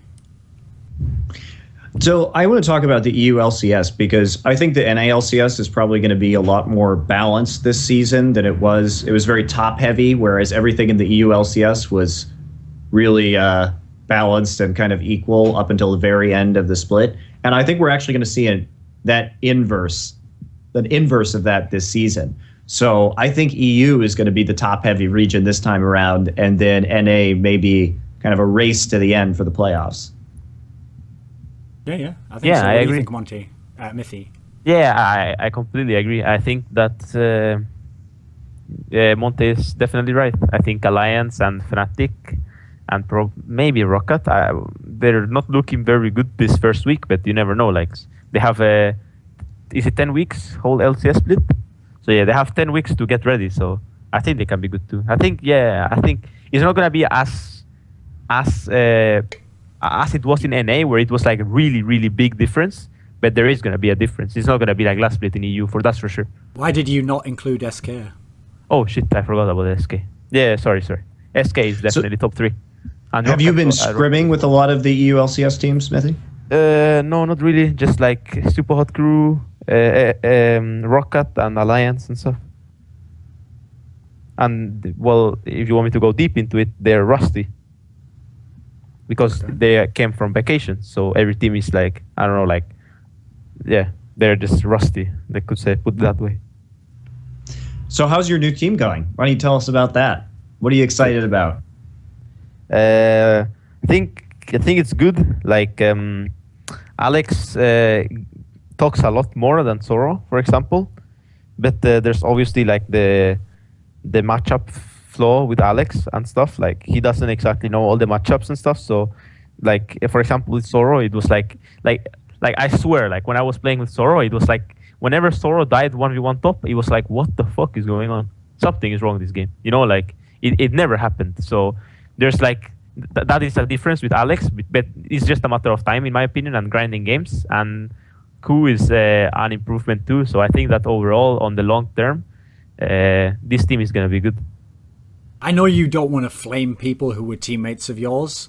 Yeah. But when you look at the failures of the 2 NIP teams you were a part of, and even losing to Cloud9 in that first Challenger series offline, all 3 of those series was like the jungler shitting the bed every time, right? I think for the most part, yes. And at the same time, it's just like our like both times we didn't have a confident jungler. That is the most important thing. Like, for example, when we had Dexter, like Dexter, he was playing very good during the split and stuff, but afterwards he like lacked motivation, and doesn't matter if he had bad motivation, if he was playing bad mechanically or whatever it was, his confidence was there, you know. He was not afraid of doing something, and that was the problem in both splits. I think that our junglers were afraid of doing something. And so I have a question to tell them what to do. Along these lines, I have a question for you, which is something that people have said many times, and I haven't heard anyone from your team address it. So whenever the excuse was given for both Cloud9 and your team, which was both of you, if in an ideal world, Cloud9 would have used KooX in the offline events and you would have used Amin. And as a result, in theory, these were the players where when you used them online, you were on beatable teams, you were supposedly going to be amazing. But you couldn't use either because they were too young. So people will say, oh, how can you use that as an excuse? You knew he was too young, so why even use him online? What do you say to that? We didn't use Amin for more than, I don't know, like, we didn't even use him for the finals of the first KooX split. So, I mean, for Cloud9, it's a problem. You know, Cloud9 just wanted to grind money and had no expectations to qualify, or that's what I thought at least, because they didn't even decide to swap the guy until Copenhagen Games, you know? Like, they even had him for the second split. So, they just basically decided to grind money online and at LAN before they swapped him out. Let me give you a theory and tell me how true or false you think this is for NiP and Cloud9. Since in theory, the way people talk about those 2 players, Amin and KooX, is like not only are they like by far the best challenger junglers, but they like are probably already LCS level, they just were too young. People say since the drop down to the next guys that you could pick up if you were in challenger would be so bad that there's a degree to which, this was my theory at least, even if I know I'm probably not going to get an LCS playing with this guy, like I'm going to have to switch him out and hope the other guy I pick up gets me through the promo. It's going to be worse for me if I have to play all of Challenger without KooX or Amin and he's on some other team that then aren't going to qualify. Let's say he's on Denial or some other team, and so they're beating me in the Challenger thing. Now maybe I don't even get into the promo series, or maybe it's harder and less likely. So is there a degree to which it was worth using them, like using KooX and Cloud9 just to get the chance to at least qualify? Does that make sense? Yeah, probably. But for KooX and Cloud9, I definitely agree. But Cloud9, I really don't think Cloud9 had, or I mean, if they had expectations, they had false expectations to qualify. Like, that's for sure. Like, I'm 100% that they had false expect. Like, if they were really sad about not qualifying, then they should have not been, because they really didn't even plan it. Like, we freaking stopped playing with Aiming, like, as soon as possible, you know? And we actually played with Humberto and stuff for a long time, but it just didn't work out. Like, it was obviously not the same. If I take you back in time now to the beginning of the Challenger series for the whole circuit for this year, is there a player that you could have picked as jungler that would have made it all work? Was there anyone out there, do you think? I think another good jungler in Europe is Trashy, but and we also considered him. You know, we actually were trying out players for 1 month, so we tried out a lot of people, right? And the reason we didn't even try out Trashy, even though we knew he was the best addition for the team, was because we wanted to actually train really hard and be in a gaming house, and he was studying. And he obviously couldn't go to the gaming house and couldn't play as much as we wanted to play. So he could only play at, you know, like from 7 to 10 when we want to play from like 2 to 5, 7 to 10, you know? So it was just worse for the team overall to pick a player like that. So do you have something, Matty? Yeah, I just want to go on this line of thinking too, because I was just curious. What sparked my interest earlier was you said that, Alex, you were planning on requalifying for the LCS, right, Mithy? Yeah. But my understanding is that Alex Ich no longer wants to be in an LCS team because he has a family, and the LCS was really like screwing up his ability to raise his child and spend time with his wife and all that other stuff. So what happens if if you go into the promo series and Alex Ich doesn't actually want to join an LCS team? Does he like help you get into the LCS and then like find a new team? Is he the kingmaker of like promotions now? He's just constantly going to be in Challenger, just promoting people? What's the deal? I'm 99.99999% sure that he will be with us in LCS. Really? I believe, Okay. I don't know if you know this, Monty, but supposedly one of the reasons he wanted to join NIP specifically is because since they're based in Sweden as a company, apparently it's easier to get visas for someone to move there, as opposed to if in Germany is a lot more strict. Yeah, apparently. So in theory, he might be able to move his family with him if they did get into LCS. I think that's it, right? He will. No, he's moving his family, even if he doesn't get into LCS. Okay. He is getting that is the theoretical plan, right? Gotcha. Okay, I But see the he's difference actually now. moving with his whole family to a flat in Sweden, next to our gaming house, and he will play from the gaming house. Gotcha. Okay, cool.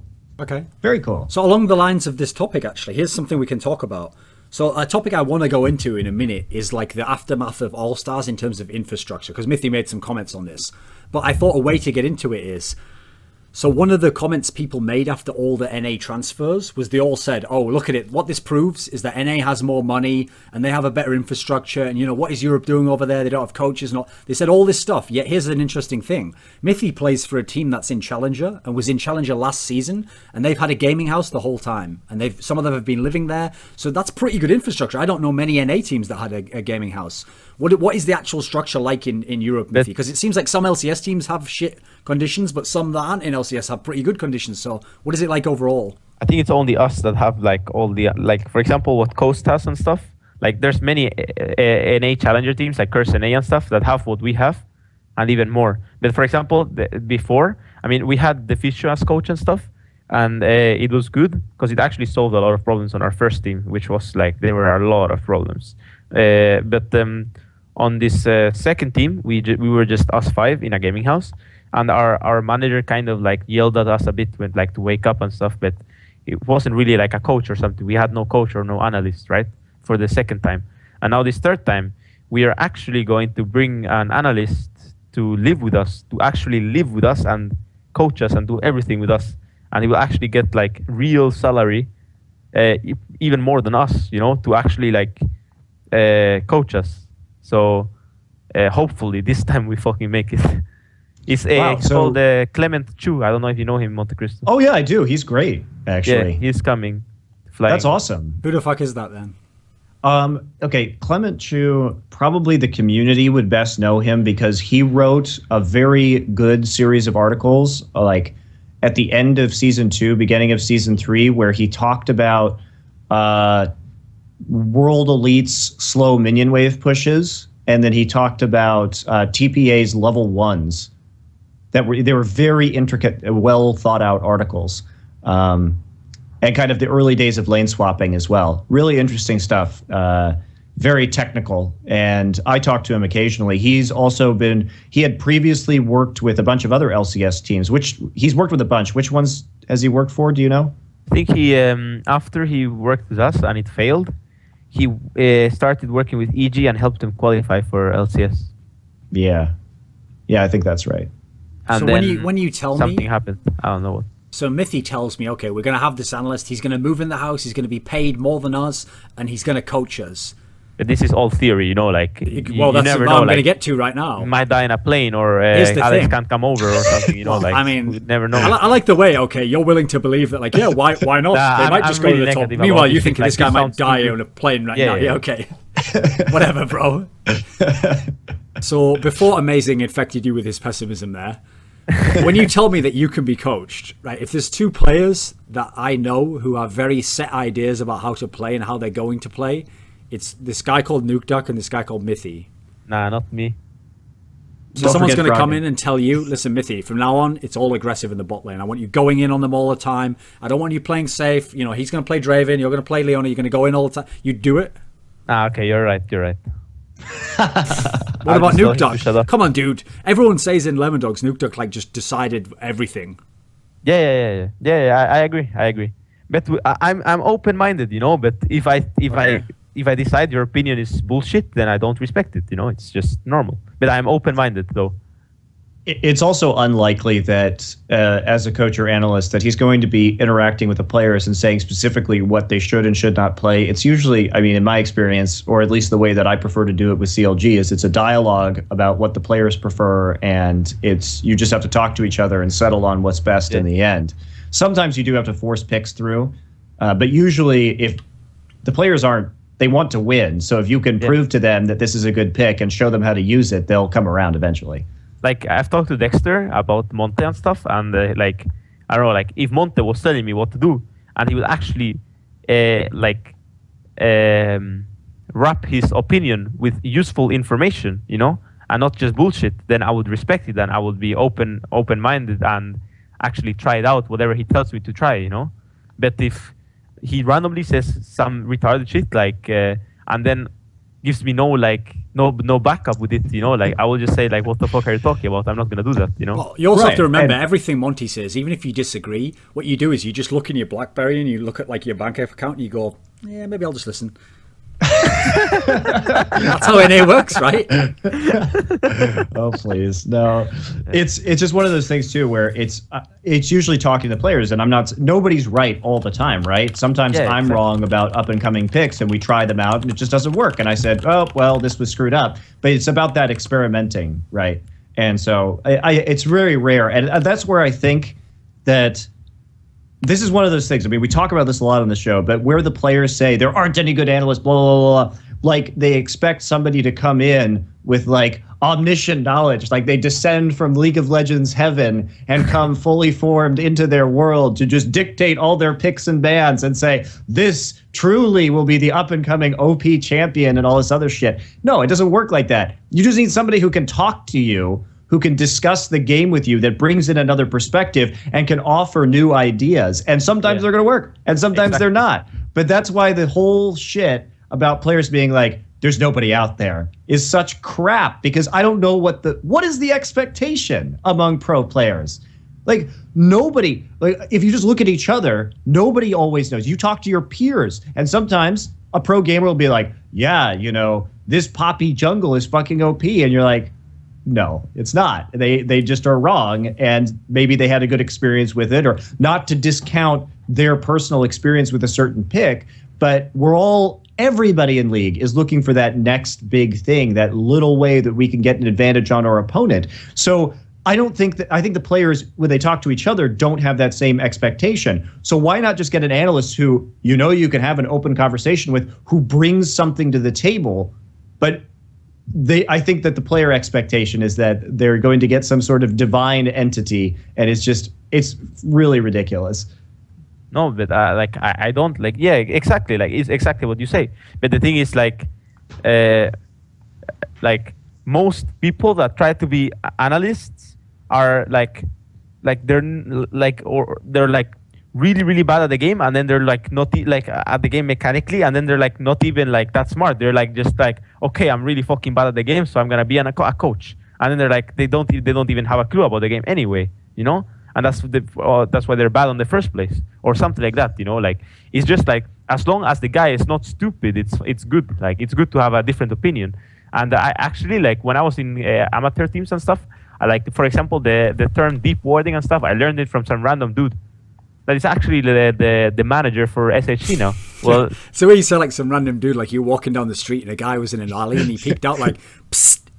No, like there was like I was like okay, I was subbing for some team, I don't know what, and that team had like this coach or whatever it was, you know. I was like, what the fuck? Why is this guy spectating my game? You know, I was just starting, and then he told me, whenever you get an advantage or whenever you get something and you're free to do whatever you want, then why don't you, before you recall, use your wards and put them deep in the enemy jungle and then recall? And I was like, oh, yeah, why not?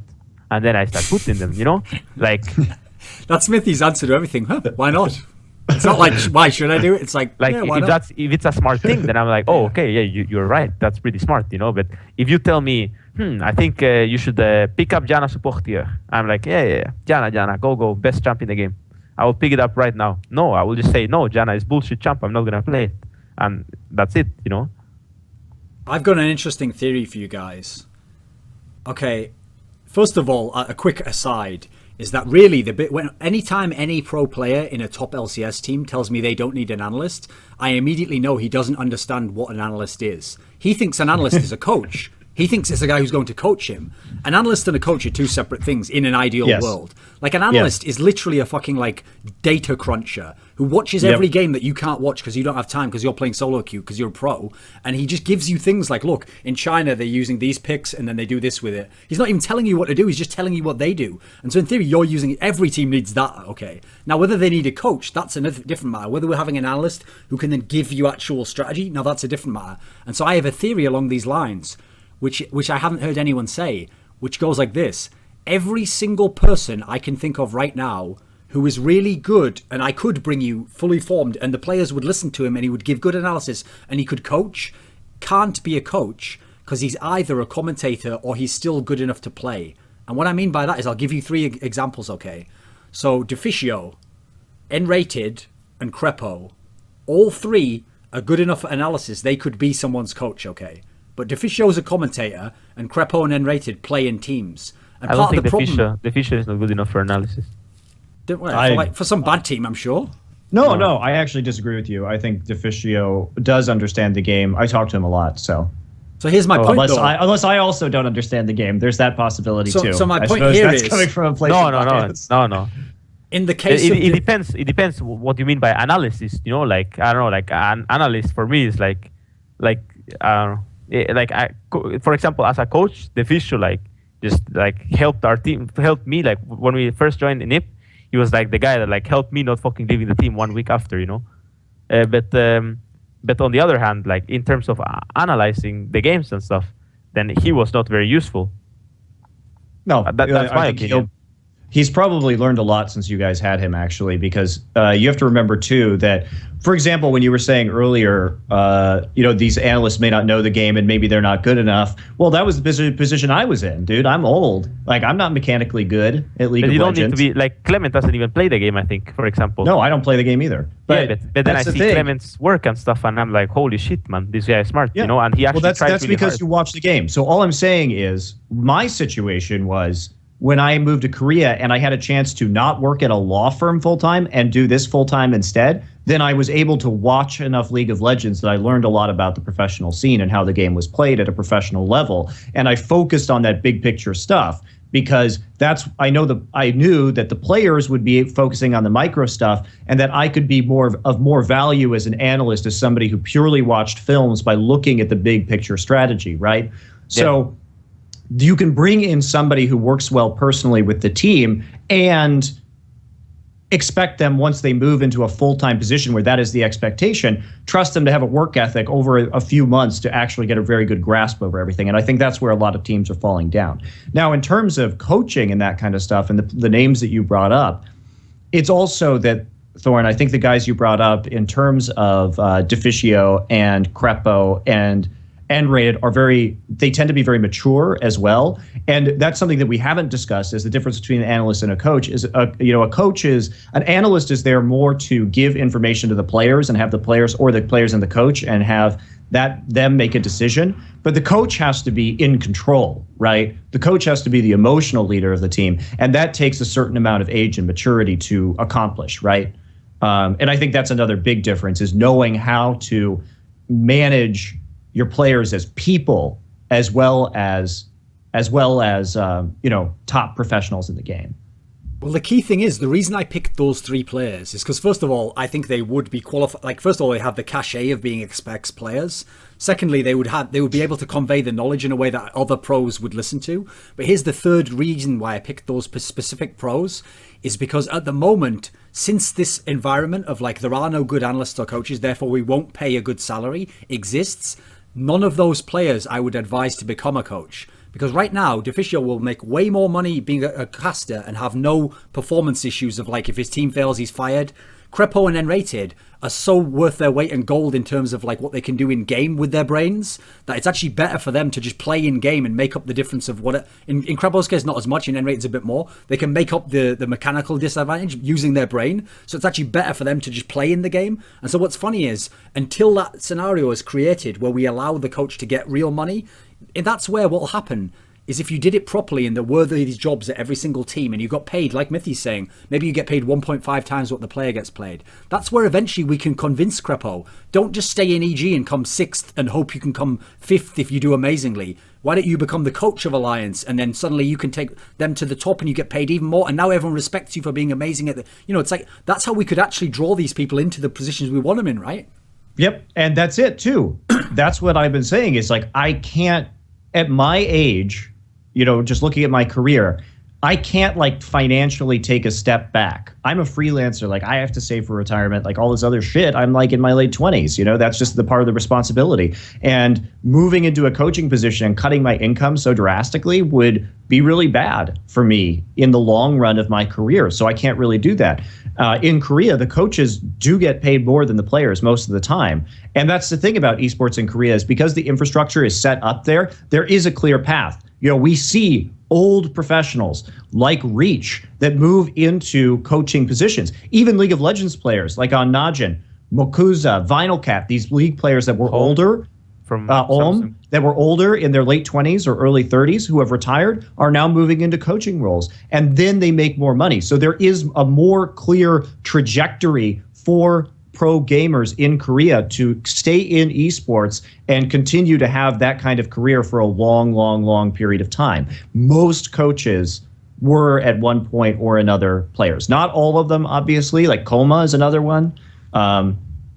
Coach Lee, the head coach, the big coach at KT, was a former Brood War player as well. Like there's just a much more fluid career path at the moment. I mean, I'll even give you another example, okay? This is just spitballing, obviously.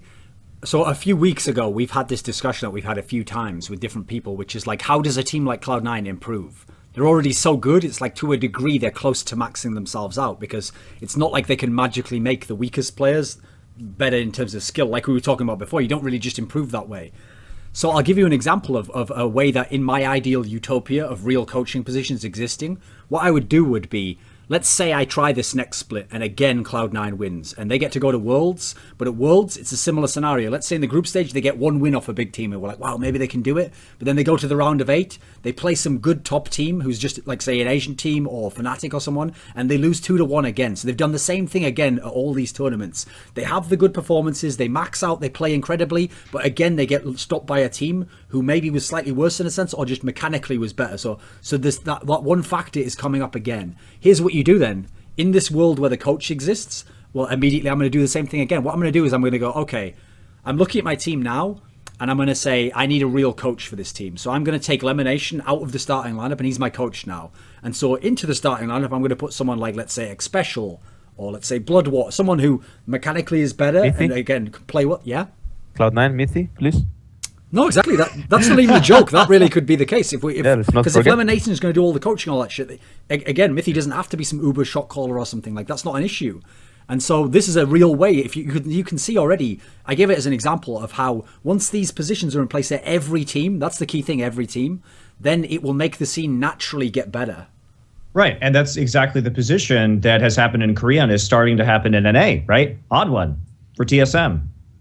You know, we have a lot of these, Skara for Dignitas. We have some of these players starting to move into more support or infrastructure roles and get replaced with other kind of better talent at this point in time. And it started happening like a year or two ago in Korea, right? When Vinyl Cat left Shield and Makuza left Shield and all this other stuff, and Koma left StarTale and then joined SK Telecom to work with them.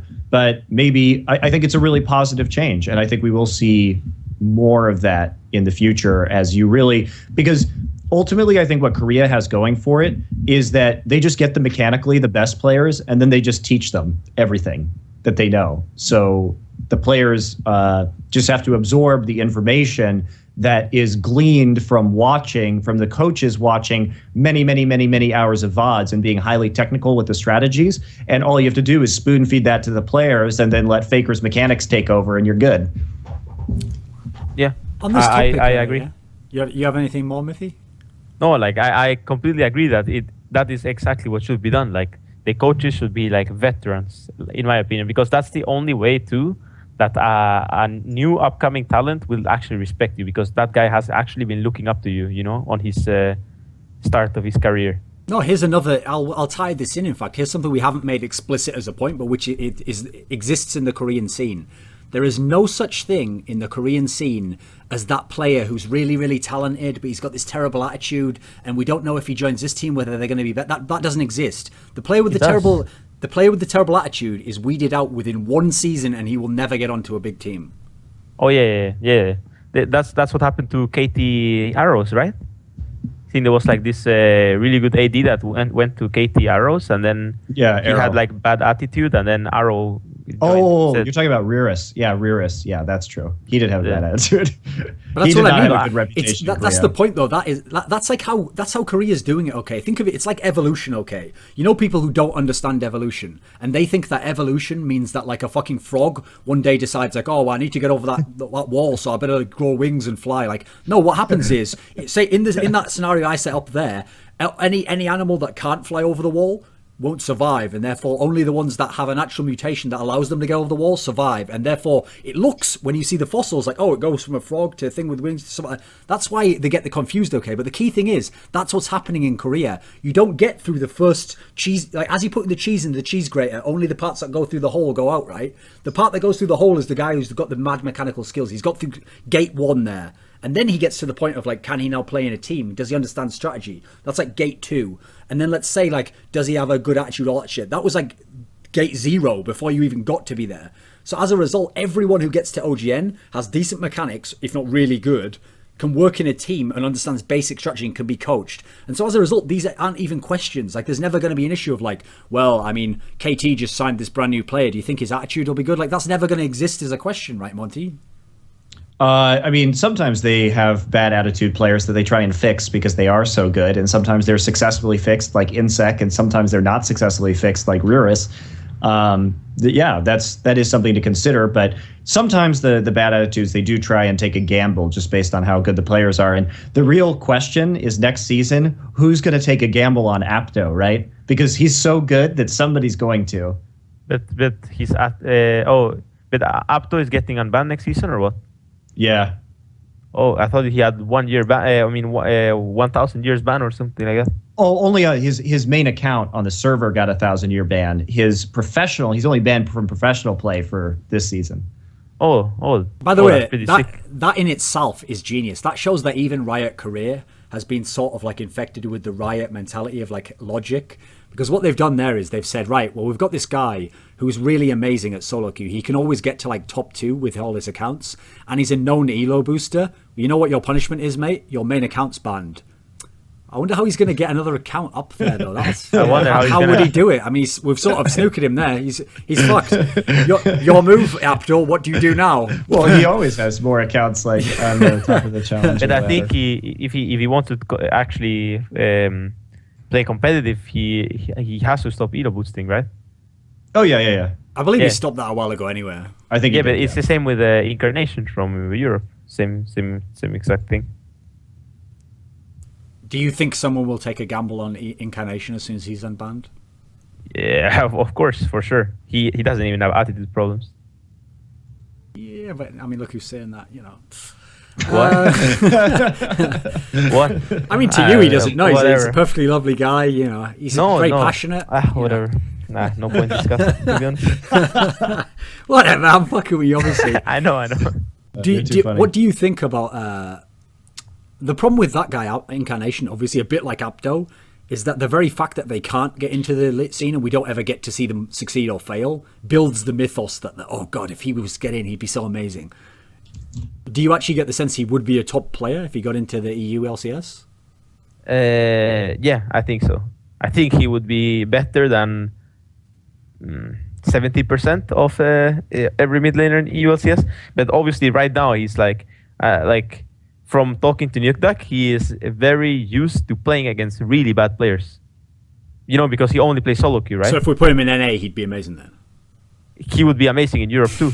I'm just fucking with you, obviously. He just needs to get used to playing against good players. You know, that like for example, every Diamond 1 player dodges the same way. Like I can tell what way a Diamond 1 player will dodge every time.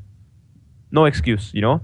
But then when I play against a LCS player, then they will dodge differently because they try and outsmart me, you know. And that's the problem with the Incarnation. Like if he plays against a Diamond 1 player, he will hit all the time. But when he plays against someone that is actually smart, he will start missing. So he will have to try and outsmart the guy, and he will need more time. Let me give you a counterpoint here, Mithy. There were two high elo players who came into LCS and had chances in teams. Pharrell and Lord and White Knight. These guys, in theory, were like Incarnation, right? They were always top of the league. People said they were really good talents. And their actual careers, bad to medium, right? But White Knight is good. The thing is, White Knight was playing White Knight was just an all-rounder. He just played one champ in every role at the highest level. Isn't that the opposite of a good player then? I don't know. Like he's good, but he just needs time, you know, to like adapt to a role or something. And Alternate expected something different from him, which he obviously couldn't give. But on the other hand, Foreign Lord was not the greatest. So I've got one more example for you. This fellow called Mima supposedly had all these accounts in Challenger, was supposedly on top lane. Everyone said, oh, it's going to be amazing if he gets into LCS. Okay, the first split with Nip, I admit, they made him play champions he didn't like. Then he had this whole split with Super Hot Crew, and they spawned the nickname I gave them before. Like, what happened with that guy? Yeah, I agree. Mimir has been quite unlucky. I don't know what to say. Well, not last split. He got to play any champion he wanted to. He's only unlucky in the fact that God cursed him by making him Mima. Like, what are you talking about?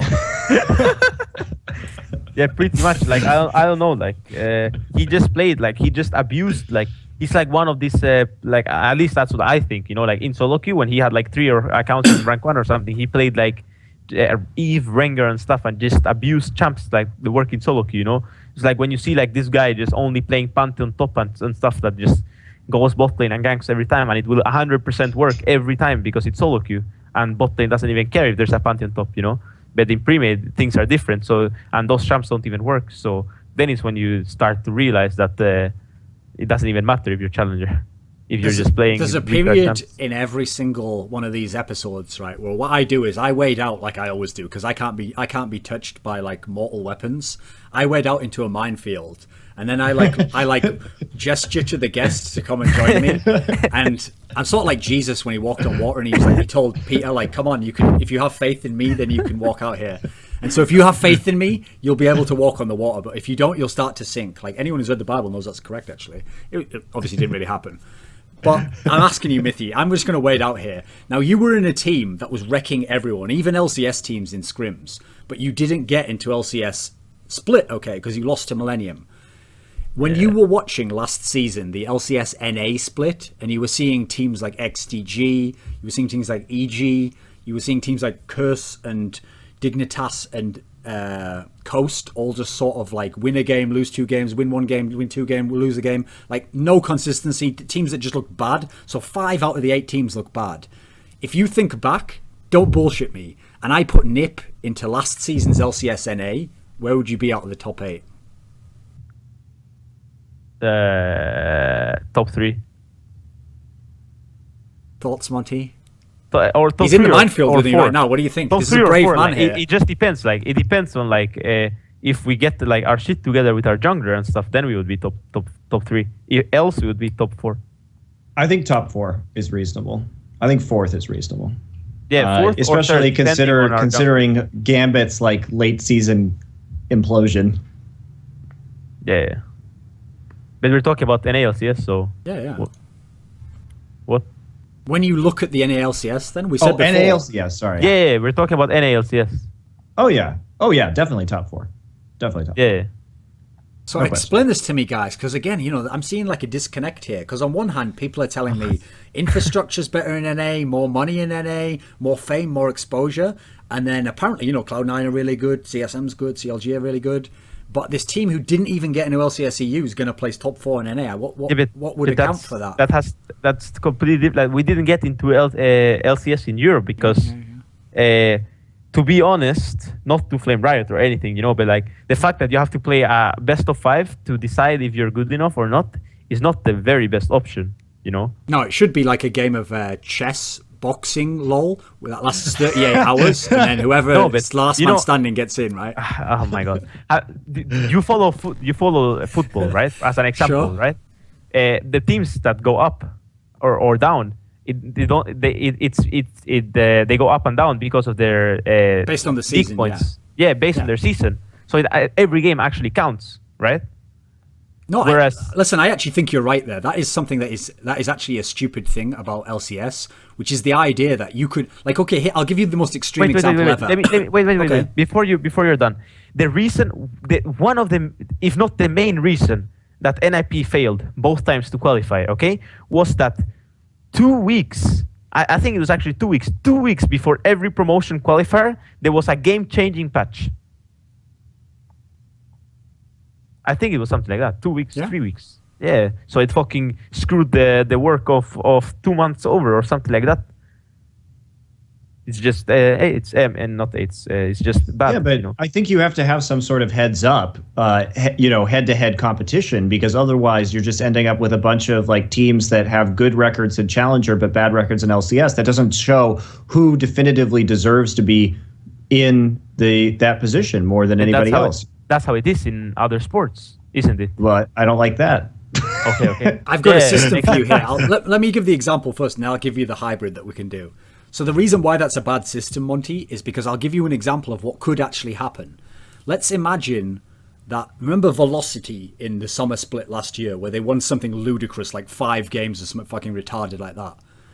They then go to promotion, and let's imagine they played a team that's the equivalent of, if you remember when KooX in the off-season was so dominating the Challenger scene that they were going like 27-1 or some bullshit in all the Challenger competitions. Okay, let's say those two teams meet each other, because that's the best Challenger team and the worst of the LCS team. And let's say it goes 2-2 games, and then the third game, this is just a hypothetical, what happens in that curse game happens. It's a big fight and one guy's ultimate doesn't go off and that just decides the whole series. And so the Velocity piece of shit team gets back in off just winning that one extra game out of the best of 5. And this amazing team that did all that work doesn't even get in at all. Now, I agree with you that it's a problem that if the Challenger scene's very weak, then you don't know if the 27-1 KooX team is actually better than the other team. So here's the thing. It's sort of like what we discussed last time about my NLB idea. What you need to do is not have the seasons run parallel. I would do it half and half. So I would have it something like this. Like at some point during the season, the playoff period, or when you're cut out of LCS, like you can't qualify anymore, like there's a period at which you cut it off, and I'd make the playoffs last 2 or 3 weeks, like have the quarters, the semis, and the final. I'd have it at that point, the bottom 2 teams automatically get relegated into my NLB/Challenger series thing. So maybe we can have the Challenger series is up to then, but then Challenger then is going to be a little league. And then what I'm going to do is the top 2 placing teams in my league, which can be these teams that got dropped down, but they'll have to prove it over a mini season of say like 10, 15 games. They're just automatically getting qualified in. There is no best of 5 scenario where unfortunately that really weird scenario like Mithy's describing, a less bad version, can happen.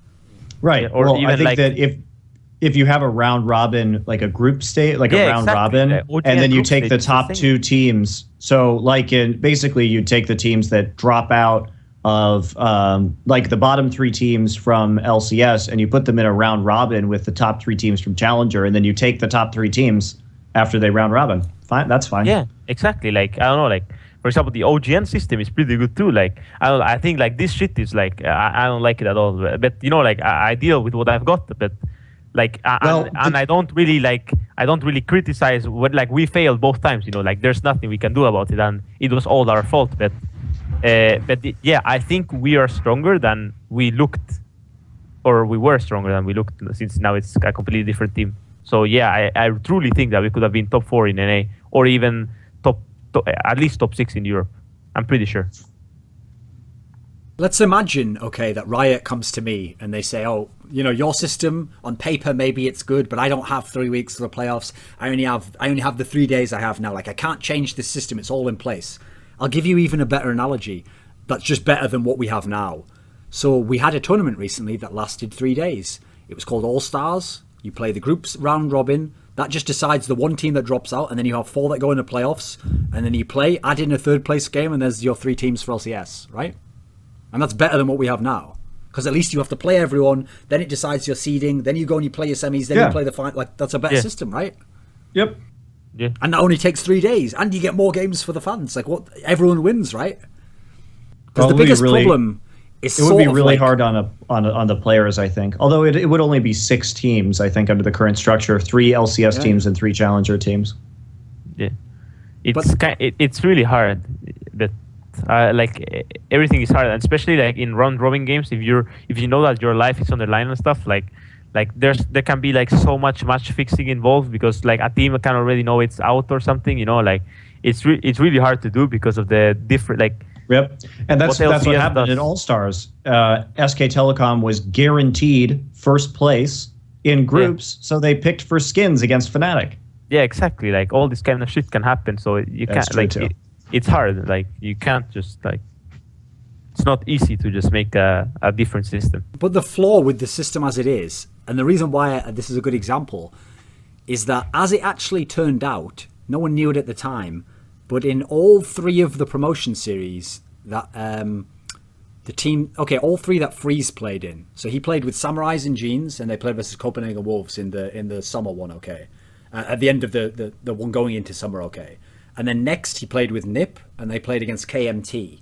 And then lastly he played with NiP, and they played against Millennium. Now in all 3 cases, everyone agrees that the team that Freeze played for, NiP and Samurai and Jeans, were the best of the Challenger teams. And in all 3 cases, it was proven out by the season that the team that they had to play who beat them were the best of the teams of the relegated from LCS. Not Millennium. I think Millennium was the worst anyway. This time around? Yeah, for sure. They're having a laugh. They're worse than Super Hot Crew. Yeah, Maybe they're not better than Copenhagen Wolves. I'll give you that. But come on. No, they were worse. I'm not joking. Like the other 2 times, your point is 100% right. But like, my point Samurai here is, Jeans was the best Challenger team, and they were playing against the best. So we have to ask, why is that LCS possible? team. And the reason why it's possible is that the Challenger series takes so fucking long to be decided that first of all, people change players anyway between the teams because I'm losing now, right? Change a player, get a better one. So it means that you can do badly over Challenger series, but get into the promo series and have improved your team, and now you're way better. So it hasn't really served you in that purpose. Meanwhile, the patches change as well. So you can be a worse team on 2 of the patches, then on the next 2 just before, you're way better. And so now your record's going to be shit, and you're going to have to play the best of the teams getting relegated. But actually, you're the best team. It's just that on these patches, you're the best. These 2 things don't make any sense whatsoever in terms of trying to decide who gets in the next split. The main problem is the patches thing. Like that is so bullshit. Like the patch, like the 4 versus 0 push and stuff. Like that's like the whole, like really the game like just changed. Like by a mile, like the trinket stuff and like everything changed like 2 weeks before such an important thing, and like all you've been preparing for 2 months or more like just goes to shit. Like it's bad. I don't know, that's what I don't like. But it's obviously like if you're a good team, you're good enough to adapt to the patch and adapt better than the enemy team and win anyway, you know. So it's not really an excuse. So well, then again, 4.5 was, it was really stressful for us as playoff teams as well. You're absolutely right. I mean, those were massive changes, and I do think that patch should have been delayed until post playoffs. Even though I think that for CLG it was good for us, I don't agree that was necessarily the right decision for Riot on the game in right before playoffs. Yeah. You could have just done it between splits. Like, there's not really any reason. 4.7 didn't help either. Like, we had no analyst, right? So I mean, we did. We had Ollie actually, but in terms of like the 4 versus 0 strategy and stuff, we didn't really have any help, and we could only watch like what we've done all what everyone does, right? Is just watch Korea and copy what they do, right? But there was nothing going on at that time on 4.7 before the games or something like that. It was very few going on. So you mean 4.7 is the newest patch? You mean 4.6? Yeah, 4.6 or whatever it was. Okay. Yeah. So it kind of caught you a bit off guard. Whereas if we were to play now, for example, where I have a good idea of how lane swaps are supposed to be played now, right? Because I have studied a lot of different games and I have an idea for myself. I didn't create an idea, but I have the experience of playing against different types of lane swap and know what to do, or what most of the times what to do in different situations. So I don't know, like with more time, I think like our team would have been much better. Well, going back to the analyst bit. That's what's important too. Like, for example, one of the things that I do with CLG is like when we're looking at 4.7, not only do we discuss it, but we'll pull up. One thing that's very interesting is that NLB was played on 4.7 already. Not the finals because that was tournament realm, but actually the semifinal or the third place match between SK Telecom and KT Bullets was played on the most recent patch. So, basically in that situation, I pull up all of the relevant VODs at the right time, and then I screen share and we just discuss the games, and that's something that, relieves a lot of burden from the players. I'm like, just watch my screen. I already have the VODs queued up. We're going to go through this really quickly so you guys can get back to scrimming, talk about it, and move on, right? Yeah. Yeah, exactly that. Like, you want to save the players as much time as possible. Yeah, but not only that. Also the fact that like you have one game there. I mean, that is a really good game that you have there to get information from. On top of like all stars and stuff. Like 4.7 changes like the trinket wars and stuff, but like the lane swaps and stuff is pretty much the same, kind of. But it's a little different. Yes and no. I don't think actually anybody knows how much more different it's going to be at this point. You know what I mean? But what I mean is like 4 versus 0 push was already like not existent in All Stars already, which was 4.6, and now in 4.7 it's 100% not there. So what I'm trying to say is that like you have VODs to see what's like. You don't invent the 4 versus 0 push. Like, we couldn't never invent it, but we could watch other people doing it.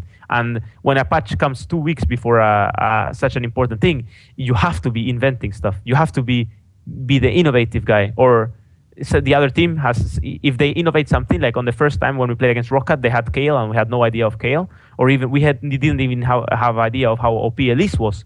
And they picked those 2 champs against us, and we're like, what the fuck is that shit? They 1v9 both champs, So it's kind of stressing, yeah. Well, the key thing about what you're saying there is that you shouldn't give like an overwhelming advantage to someone who makes a simple innovation that it's impossible to get any information or counter to. And so I'll give you 2 examples. Let's imagine that, let me think of I had one of them. Let me think what the other was supposed to be. Okay, I've got 2 for you here. 2 tournaments that were totally changed by someone having one thing they'd figured out.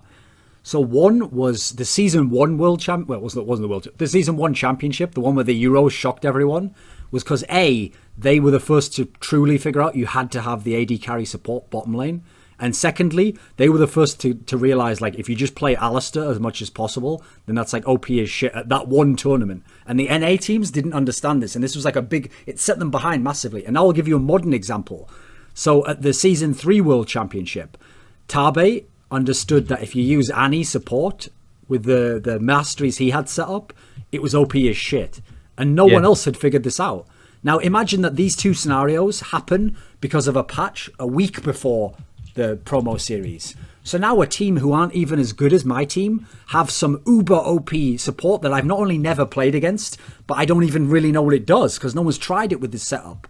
Then they could easily win a best of 5 just by winning that 1 extra game or 2 extra games, just off something that wasn't really their skill or even them doing something special. It's not like we're supposed to reward their innovation in that sense. Like, you're giving too much to the innovation there. They just figured something out like slightly before anyone else could. Like, I think that is too much.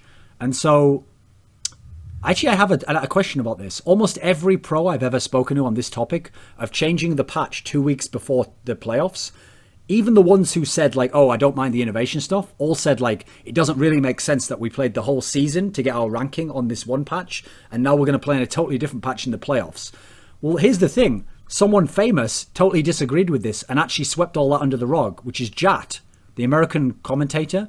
He made a tweet where he said, I'm really sick of all these, I don't remember word for word, but it was along these lines of like, I'm sick of all these pro gamers like whining about having to practice a new patch for 2 weeks before the playoffs. Like, part of being a pro is being able to adapt. Like, first thoughts on that statement, Monty? It's true. It is. It is part of being a pro gamer, and that's part of being a skilled team in League of Legends and being innovative. And honestly, it's also what keeps the game fucking interesting, right? Yeah, I agree. But I think Riot is. I love how Riot changes the game. That said, I don't think you do it right before playoffs. I agree with Jat's concept. I disagree with the timing that Riot chose to do it. One question that might prove a point or not prove it. What patch is the OGN finals going to be played on? 4.7. Oh my god. Yep. Oh. I think it's fun, well, never mind actually. then. You know, actually, that's the thing is there's a difference because as a commentator, because I have to wear 2 hats, right? As a commentator, I find it fascinating that the patches that the playoffs were happening. Like, the playoffs were happening on a new patch, that the finals are going to be happening on 4.7. Like, that makes me really excited to watch the game.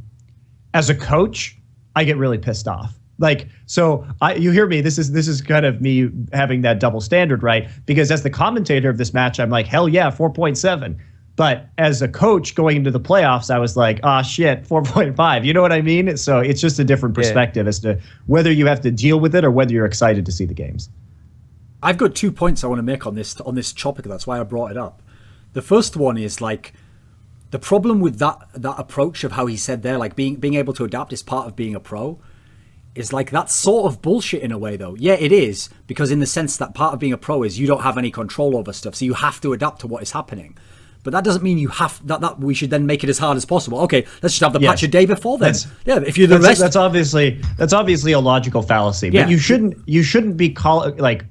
Twitter is 140 characters, sure, and Jat's a smart guy, and I'm sure could defend his point. No, he can't, because he's not allowed to ever say anything that Riot don't agree with. So he'll never be able to say his point on to you. All we can do is talk to him through this thin membrane like Twitter thing, where he can sort of make an impression, and I can see distantly through a mirror, darkened, what he meant. It'd be nice if I could just talk to him, like fire up Skype, add Riot Jat, and then call him and then just talk to him. Yeah. That's a fantasy world, Money. No science fiction, please. Continue. Yeah, it's true. It's true. And I think that hopefully we'll see more interviews with a lot of the Riot, like, esports guys. By the way, I just want to say Dan Takeda tweeted us and said, just in regards to clarifying the LCS qualification, there is a thread that Riot Tizza responded to, because there was a question. I'll just read it on Reddit. But out of curiosity, why do best of fives instead of a group stage between the 3 relegated teams and amateur teams? So basically exactly what we're saying. It seems very possible to have the 2 worst teams playing against each other, thereby guaranteeing a spot for one, while a group stage would be more likely to produce the 3 strongest teams of the 6. Not saying you're wrong and just terrible, awful people for doing it this way, just hope you could shed some light on the reasoning behind your methodology. Riot Tizza responds, because the teams are playing for individual spots, this is the equivalent of defending a title belt in a prize fight. It's the LCS team's spot to lose, and we put their fate in their own hands with a single selection. Now, I will say that defending a title belt will mean that exterior forces decide who is the best challenger for the title belt holder, right? Sure. The title belt holder doesn't pick the bout, No. and I think that's a very important distinction to make. But I think that sheds some light on the concept. So thank you, Dan Takeda on Twitter. Especially as that doesn't make sense because of what you've just said, is that okay, if what he was saying was true, then you'd just randomly draw the challenges against them, and then they each defend their title belt. Whereas that's not what happens. You get pick order, and you purposely try and pick the worst team in your order. Like, oh, I finished 5th. I'm going to pick the absolute worst of all the challenger teams, so I can definitely qualify easily. Well, no, in a fucking world championship boxing match, the second best guy in the world fights the champion to decide who he gets in that. That analogy doesn't really hold. Anyway, the point I was going to make to before, because I didn't get to my 2 points. One, like Monty said there, saying a pro team will adapt to it is itself a logical fallacy, because you've created the definition that a pro team is someone who adapts. Therefore, all pro teams adapt. Yes. I've noticed Riot people use this sort of like circular logic to explain all their reasons. So I'll give you another example. I once had a very small debate, because again, it's a Riot person. They don't actually debate with you. They just say something and disappear. I had a very small debate with a young man called Freak, who said something along the lines of like, well, it doesn't matter about having best of 5 series in playoffs, because the better team will win in a best of 3, which is like, well, again, that's a logical fallacy, mate, because you're defining the better team as the one who wins the best of 3. And we've already made this case a million times. SK Telecom goes 1-2 in a bunch of best of 5. So in your world, Freak, they're not the better team, but they're winning the fucking tournament. Like, that logic, it doesn't carry okay. So at least actually use points when you're debating. The second point, and this is a key thing to make, was that the way he argued it like that, again, like Monty's saying, is only 140 characters. He couldn't write a novel. But the way he phrased it, like I'm sick of pros whining like this. Part of being a pro is adapting. Well, the problem is when someone like Jat says that, people will think, oh, he's saying that because he used to be a pro. He knows what it's like to be a pro. He understands, right? I just want to squash this right now for everyone in this delusional world about Jat was a pro. Yes, Jat was a pro at the end of 2011 when the tournament format was like, go to a tournament with 8 teams there. The bottom 2 teams have no chance of winning. It's between like 3 teams who wins the tournament. You play totally different formats. There is no season. There is no LCS. There is no practicing for all these weeks. There is no coaches. There isn't even a fucking meta. People have only just figured out what positions to go to. There isn't Korean teams. Sure. Yeah, that is the most important. So my point is, he doesn't actually know. Okay, he can know as an analyst and as an observer, he can have a sense for it, but he doesn't actually know in this scenario what it's like. And let me just throw one last shot out there. I at least acknowledge Jack was sort of a pro. He played at least during the era when good people played. Skara, Reginald, Hotshot, all these people were still good players, and he was playing against them. He was actually pretty good at the game. Oh, he was a good player.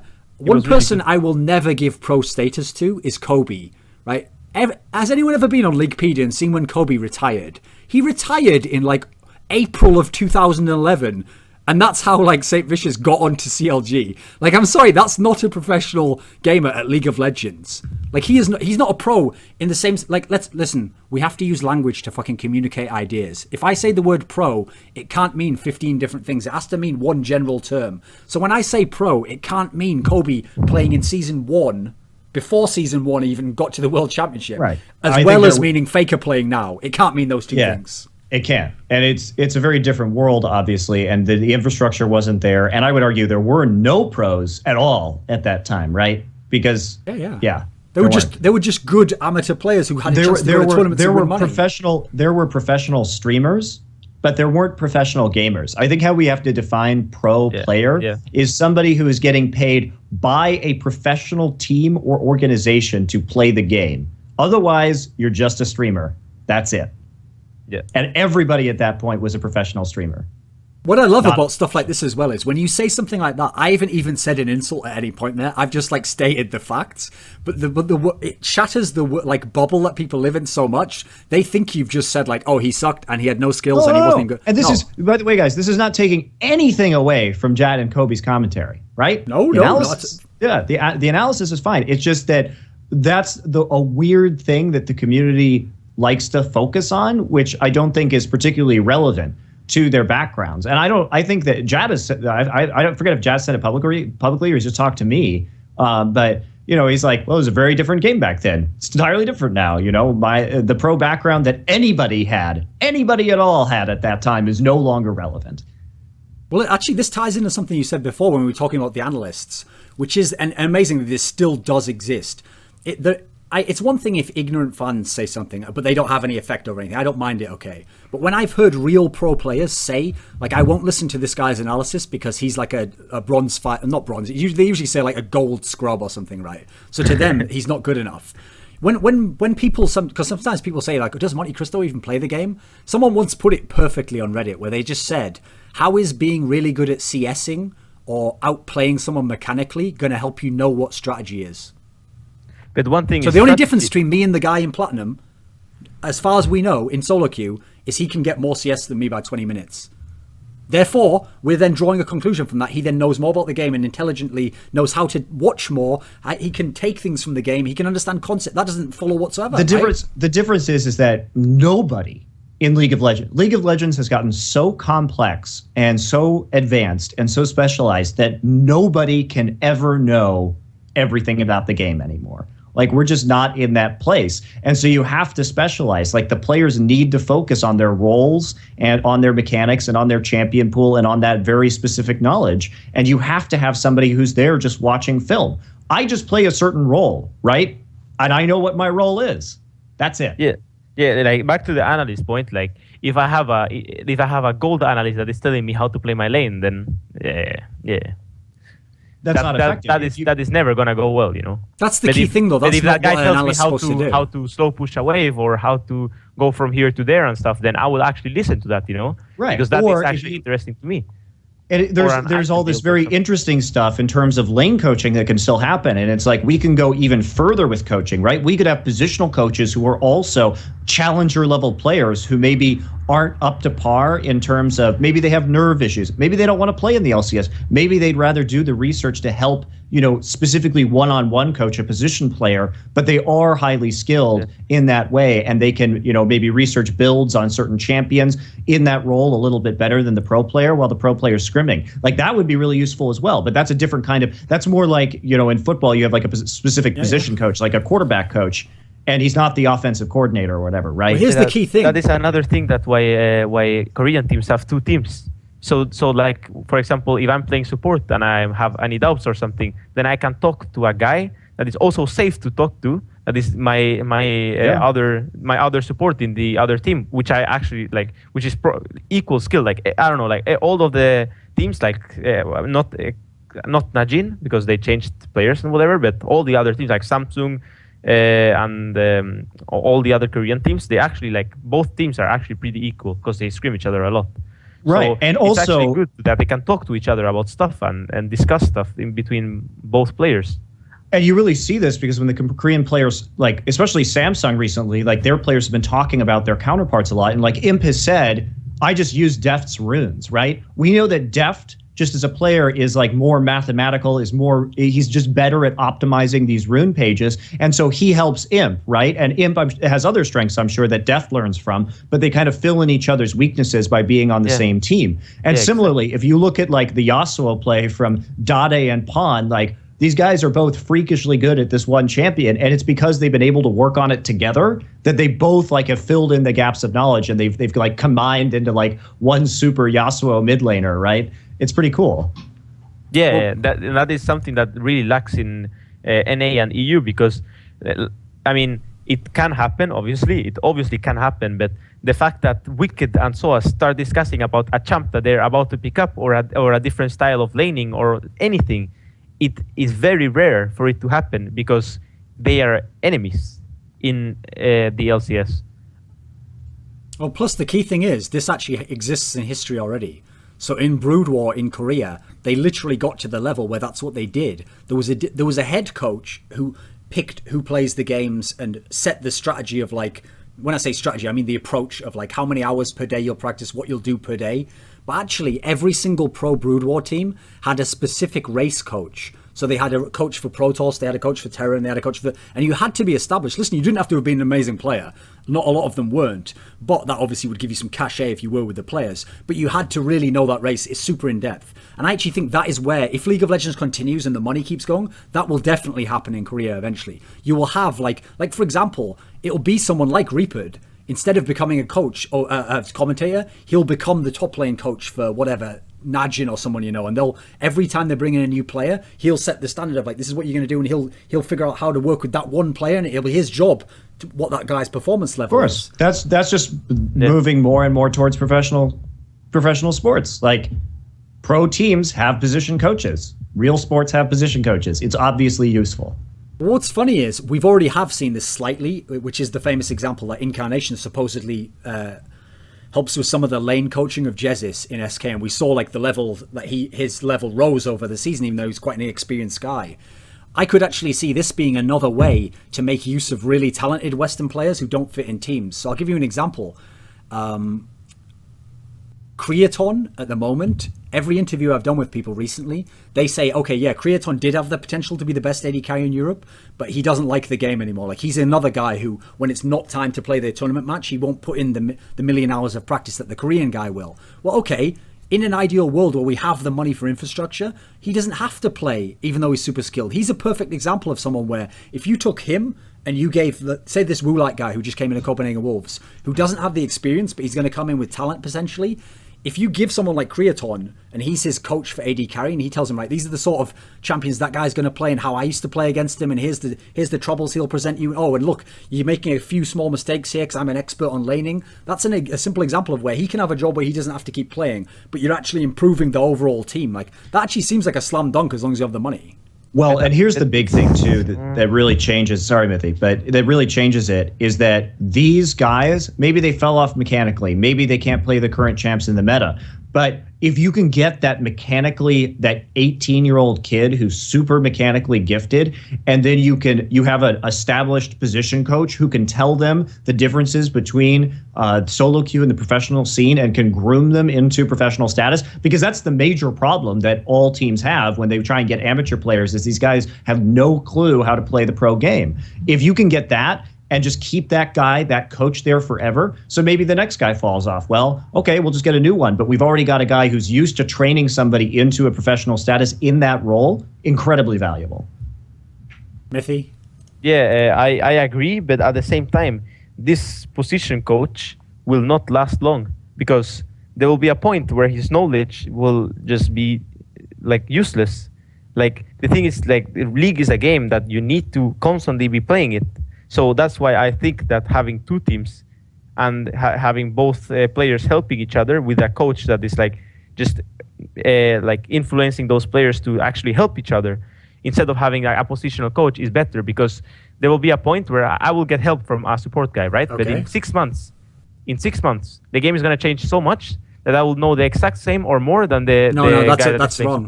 That's absolutely wrong. Here's why. Because while you're playing solo queue and you're playing your scrims, he won't just sit on his knowledge of what he had before. He will then do like an analyst does, except he'll be specific to that position. So what will happen is your analyst coach will watch every top support in China, every top support in Korea. He'll match up things like, what champions do you play? What could you play based on his style? And he'll have more information than you could possibly have. Right, and not only but he's going to take your replays of your scrims, and he's going to watch your laning phase 6 times, and he's going to give you a bunch of notes. Okay. I mean, obviously, this is an ideal world. I agree. You're right. Okay. You're right. Have you been watching OGN, Mithy? Yeah. I watch everything. Okay, so normally this is where I kick the guest off, but I'm going to graduate you on this show, okay? I'm going to give you secret entrance to the VIP area. We're going to talk about OGN now, so, be bold. Just because Monty's here, don't feel like you have to be, back off. Do like I do. Even if you're totally ignorant, you don't know what the fuck you're talking about, just be like, no, Monty, you're wrong, and here's why. And then, but the trick is that makes him have to give more of his answer, and it actually gives the best shit. It's a trick. Oh, I've let you behind the veil there. Oh, no. Like, yeah. So anyway. Okay, wait. Before we start, the last game on OGN was the third place match, right? Well, there was Masters. And then there was Masters, which was today, right? Yep. Okay. Well, so what happened was Friday, it was... Friday it was third place. Saturday it was NLB finals. That's what I. Yesterday it was Masters. Okay. Yeah. So I didn't watch Masters, so sorry about that, guys. It's okay. Fuck. I don't either. So we'll start. I do actually. I'm lying. So we'll start with the third place game. Okay. So for this discussion, so Monty already mentioned it on Twitter. Like they can't see me on stream. Can I go to the toilet? Right. Well, I'll tell you what. Then we'll have a 5-minute break. I'll leave the test card up, and then we'll come back in 5 minutes. Nice. All right. 5 minutes OGN time. Go. Yay. And now we will begin the OGN portion of the show. So the first thing we will talk about is the third place game. And Monty knows, like, whenever we talk about a game involving Blaze, then I have to put I have to put the appropriate attire on, so I'll just put my flame glasses on here. And now we will begin talking about third place game. So what do you think about what do you think about Flame's new haircut, Thorin? That's what I really want to know. Oh, okay, well, is that the important shit? Yeah. How you guys notice that stuff? Yeah. I don't really notice. I just watch the games. In fact, I usually skip past all that shit when I'm watching the VOD. This whole series was just like fucking classic Blaze, where what you have to do, first of all, if possible, try and win game 1. That's the first thing you have to try and do, okay? You win game 1 to give the hope, okay, that it's possible this time. Then what you do is you get drawn into one of these series where it's back and forth, back and forth. And so there's always going to be a point, it'll usually be game 2 or game 3, where you could have won the game, but you'll make one small mistake, you lose it. Be like, it's okay, I'm still in the series. That's there to haunt you for the rest of the months, because what's going to happen is when you then lose the series in the best of 5, that's the game you're going to think back on, like, oh god, if they'd just won that one, that's the one right there. And so what I don't understand about this series, Monty, is that even within the series, Blaze can look so retarded and incapable of winning that you're like, oh, Ozone should 3-0 them here. And yet in the games they win, they look so good, you're like, they should be able to win this series, right? It's like, how can the two things exist at once? Is that what tugs at your heartstrings, Thorin? Are you just sitting there, like, biting your nails as you watch Flame, like, not use his teleport and not group properly? The thing that kills me is the fact that he still insists on only running teleport like half the time. Like, every time he picks that Ignite Renekton, I'm like, what does the Ignite even do? You don't even 1v1. Like, what is that for? I guess they really were looking for 1v1s, because, like, Ignite Renekton versus Mundo can just make a hell out of Mundo if coordinated correctly with the jungler. Yeah, but if you see that Renekton coming in, then you full ward start and you get a deep ward in at level 1, and then you and then don't. It's useless. Or if you get the 1v1, then everybody just recalls and you switch and you just take that small hit to not have the 1v1 anymore. Yeah, and then you have a useless champ versus useful champ. So I just can't wait to hear Thorin's opinions about Blaze. Like, oh man, this is gonna be so good. I've got another good one for you as well. Because here's the thing, I'm actually not a fan in the sense that I'm like delusional and think that like, oh, because I want them to win, they will. Like, in fact, I think the opposite. Whenever I watch Blaze play a big game, I like always tell like the person I watch it with, like, well, let's just get ready to have our hopes and dreams crushed. Like, this is gonna go badly. We never come in like, hey, they're gonna win this, man. We're always like, well, how are they gonna lose this shit now? And so when they were playing this series, first of all, you know how like when a rat touches that like electrified piece of cake, eventually it like gets so traumatized from being shocked that even if you put a cake in that isn't electrified, it won't even go near it because like it's just been shocked so many times. That's actually what we didn't talk about, the KT Bullets roster swaps, but I'm pretty sure that's actually what happened to Ryu. He was put into too many games with Faker.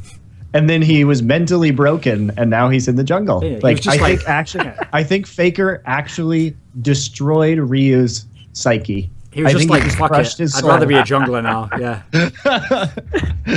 In fact, what happened was, I think by the end, Ryu was sitting in the mid lane, like afraid to touch the cake. You know? Well, I mean, he played so many mid lanes where he was getting 2v1'd by the other jungler. He was like, wait a minute, why don't I just be that jungler? I could then be diving in on that guy.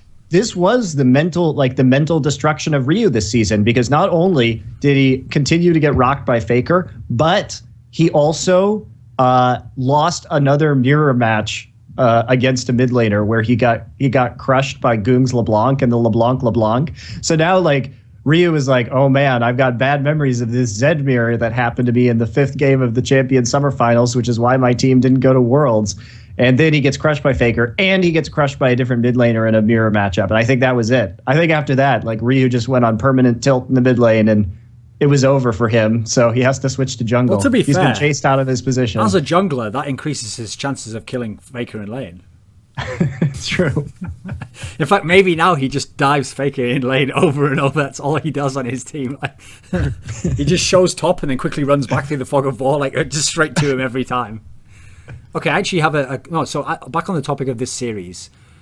Like, as I was saying, like the rat that eventually gets traumatized that won't even go near what you'd think it'd want. It'd want the cake, right? That's like the goal. Well, now, okay, I love blind pick games. They're so exciting. But if Blaze is playing a blind pick game, That's hard. That's like torture right there. Because I know immediately there's going to be some picks that even in Champ Select I'm like, oh God. Oh. And usually they revolve around Ambition. Because Ambition, okay, is a perfect example of... I don't think he actually knows that solo queue is different from live games. Because if you ever see those charts that people do where they show who the different aliases are on the Korean solo queue, if you ever look it up, Ambition is nearly always top 5 with his account, okay? That mid King one is nearly always top 5. Or Ambition. He actually has 2 that are really up there. If not top 2, okay. So on solo queue, where it's very competitive, he's always up there. And mechanically, he's obviously doing awesome. And if you're just playing one-on-one in solo queue, he has no problem with these guys except the Faker and the Apto type people, Everyone else he's doing fine against. And so I get the feeling this actually fucks with this guy's head, so that in live games, he just never seems to understand when he's like giving the opponent guy his best champion, or when he's picking one that never works for him. Like when the fuck, Monty, do LeBlanc, when does LeBlanc ever work for Ambition? It does work. He's a good LeBlanc player. He's just... Not versus people who are really good, though. No, he can't play LeBlanc at Goong's level. This is true. And he did it this time as well in the blind pick. Yeah. Like he's picking it versus people who are amazing they're getting... To be fair, Blaze did get the first blood onto Goong. He fucked it up so hard that then he got double buffed, and then Goong like all into him crazily and actually managed to turn it around. How does Ambition give up first blood so much? Well, it's gotten better. By the way, Ambition is currently number 3 and number 22 on the most played champ LeBlanc. Yeah, most played champ LeBlanc. Because I actually wanted, as part of this discussion, to talk about Ambition a bit, because he's like, what's funny is whenever I think of Ambition, his career story isn't about his skill; it's about the rise of good mid laners in Korea. Back when he was the best, absolute best, was when actually the mid lane level was quite low. Like people like him and Rapistar were the best. And then you go through, and he was still the best in early 2013, but this is when people like Dade, etc., are only just rising up, and Faker's just coming into the scene. Then as all those good mid laners, Dade, Pawn, Faker, Ryu, all come into the scene and come into their primes, that's when it's not like Ambition gets super bad. He's just stuck where he is, and they all go past him, right? I think Ambition has improved. He's obviously still a top-tier player, at least in solo queue. It's just that he needs to adapt his picks more to the team, and stop. I don't think he can outplay players like Faker or Goong in a 1v1 scenario. You know what I mean? He still plays like he can, though, right? Yes, he does. But look at his ID. Oh, yeah, sure. I mean, the problem with Blaze now, actually, if you think about it, because I went back recently and I watched the spring season where they had the sick run of the 13-0, and they potentially could have won the league, okay? And I was trying to look at those games compared to now, and the biggest area where they're in trouble now is that they can still... It's not true that doing that style is a bad move. That style still works, and you've seen here, even when they lose series, it's always close, they're always competitive, they're always at least in with a chance of getting to a final or a semi-final. It's not like it doesn't work, it just doesn't work in the same way. It's not as effective. And one of the key ways that it's not effective is like what we're talking about here, where Flame doesn't take the teleport. What they were so amazing at in that season was being able to fight 4v5 so that Flame didn't even have to come to the fight. He just rotated to the middle and took all of the middle farm. And so as a result, you had two choices. Like, either you have to totally sweep this fight so that you can go and fuck Flame up, or you know that he's just getting a monster farm lead on your top laner. And so it's like, how do you beat that? And at the time, no one figured out a way you could beat that, right? Because the mid game, they weren't even trying to win. They were just stuck in that mid game, getting him farmed up, and they were going to win late game. They still tried to do that now, and it's not that it doesn't work. It's just that now they have those mid games where it goes so badly in fights that they can't get to the late game, right? Well, they can't get to the late game, but they're also just playing it poorly. And I think we saw that, particularly last night. And I think that if Ambition switched to being more heavy on utility mid laners and played more conservatively, that they should really allow Daydream and Emperor to play more, because that was, of course, one of the bright spots in the third place match, right? Was against Ozone. Emperor just went fucking ballistic on Draven. And Emperor has shown that he's perfectly capable of carrying games. I just don't feel like he's given the opportunity to. And that if Ambition were to take more of a backseat and play, just like I said, more utility mid laners, then they would really allow Emperor to shine. Thoughts, I Mithy? think Flame too, for that matter. I think Flame played really shit. Yeah, he did. What do you mean really shit? There's 5 games, okay, dude. okay. He had one game on Shyvana where he's really good. No. I mean, yes, of course. But it's not about him playing really shit. It's also his picks. Like, he picked Renekton 2 games to be useless. Yeah, sure. So his mentality of like winning lane or something, no matter what, you know, like not relying on his team. Like, it was that's the issue, is that Ambition and Flame, they think they have to like hard carry the game, and they like get into this like crazed, you know, battle mode where they're like, I must be the one, I am the hero of this team. And that's the issue, is that they're not really gelling as a team or working with their teammates, because on paper that Blaze team is freaking amazing. Like, sure. They should be really good. And if you look at the moves that they've made from an organizational standpoint, adding Emperor and Daydream was an awesome idea. Here's the thing, though. I'll give a counterpoint, okay? Remember when we had Loco come on and he went ham and said these same things, okay? Here's a counterpoint I will give you, which is that the two people... Okay, I made this point before, actually. The reason why Flame and Ambition have that mentality is because they remember all those hard seasons they had with Captain Jack and Helios. They remember that they had to carry the game. Captain Jack isn't going to carry the game. He has to fucking survive till the end of the game and then hope he can do something. So he's a liability. So they've sort of been trained like that rat. They've been trained like they have to do one thing over and over. That's the only success they can have. So actually, it was true back then. They had to hard carry the game for Blaze to have a chance of winning. Now, it might be true they don't have to anymore, and maybe they haven't actually realized that yet. But I would also say this. When I made that point before, I never got to make this point, actually. Loco Doco said to me, like, that was bullshit, okay? That actually what happened was they always just had that mentality of, like, I have to hard carry, and it was never true. And actually, he was saying, you know, Helios is a really good player. You've seen him on Najin Sword. And, you know, making these points like this. Well, I'll put it this way. Why is Helios not in OGN anymore? No one wants him. Every other team who isn't Blaze and who doesn't have Flame and Ambition, these guys that were so stubborn, they don't give a fuck about Helios. They're not trying to snap him out. Oh, quickly, get that guy. They'd rather use people who've never played in the league before as a jungler. They don't care. So it actually seems like everyone has the same opinion. Same with Captain Jack. Who was rushing to get Captain Jack when he got kicked off the team? The worst team in the league? They don't give it. No one gives a fuck about these guys. These guys were liabilities. The Jin Air Stealths are actually a pretty good team. And also, I'm waiting for when the Jin Air Stealths pick up Helios and reunite Helios and probably. Captain Jack. But the problem with that scenario is, okay, I actually have a question then about the Emperor game.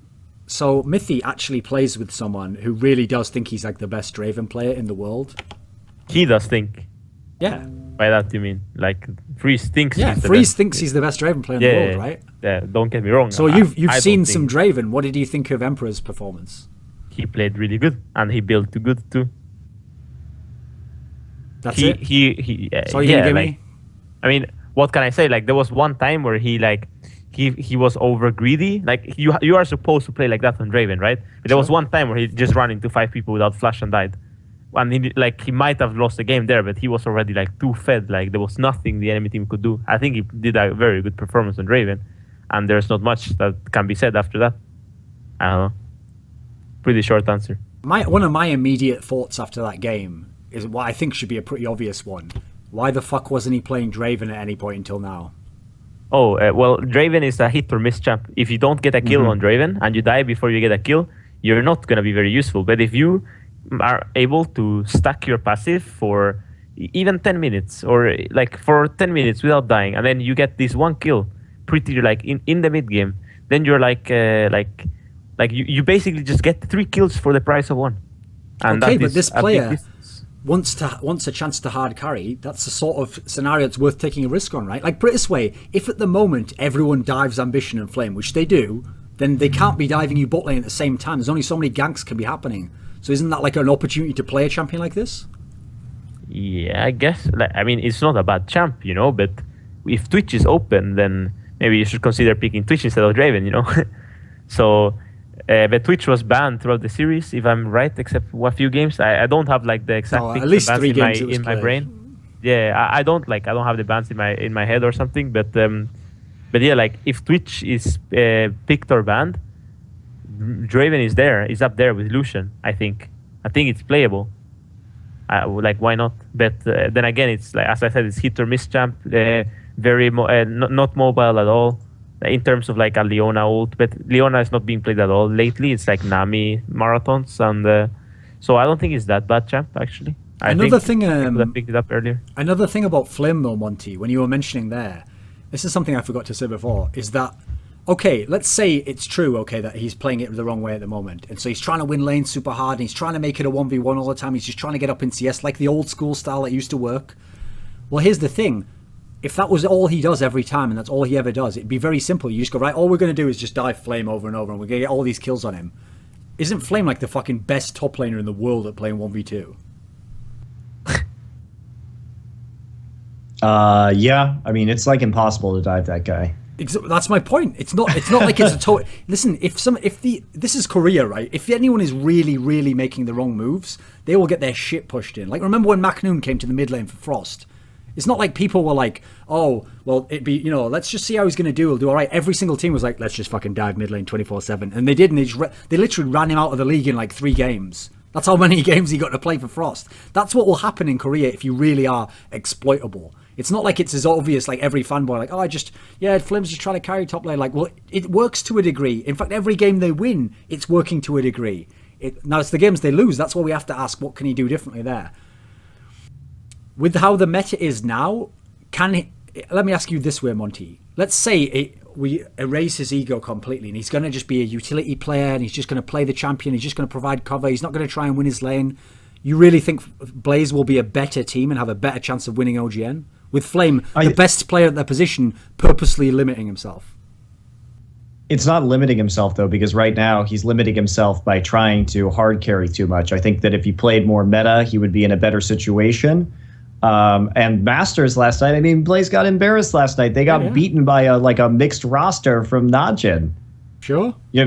And that was problematic because, well, basically, Save made a very high-risk, high-reward move that Daydream and Ambition screwed up, and that led to top KooX getting a red buff at, like, level 3, and then Save was able to, like, solo kill Twitch in a 2v1, and it was just a disaster from that point forward. So that was not Flame's fault at all. That was his team just playing really poorly and screwing him, So I'll give you an example then. You've just given me a perfect example of a team right there.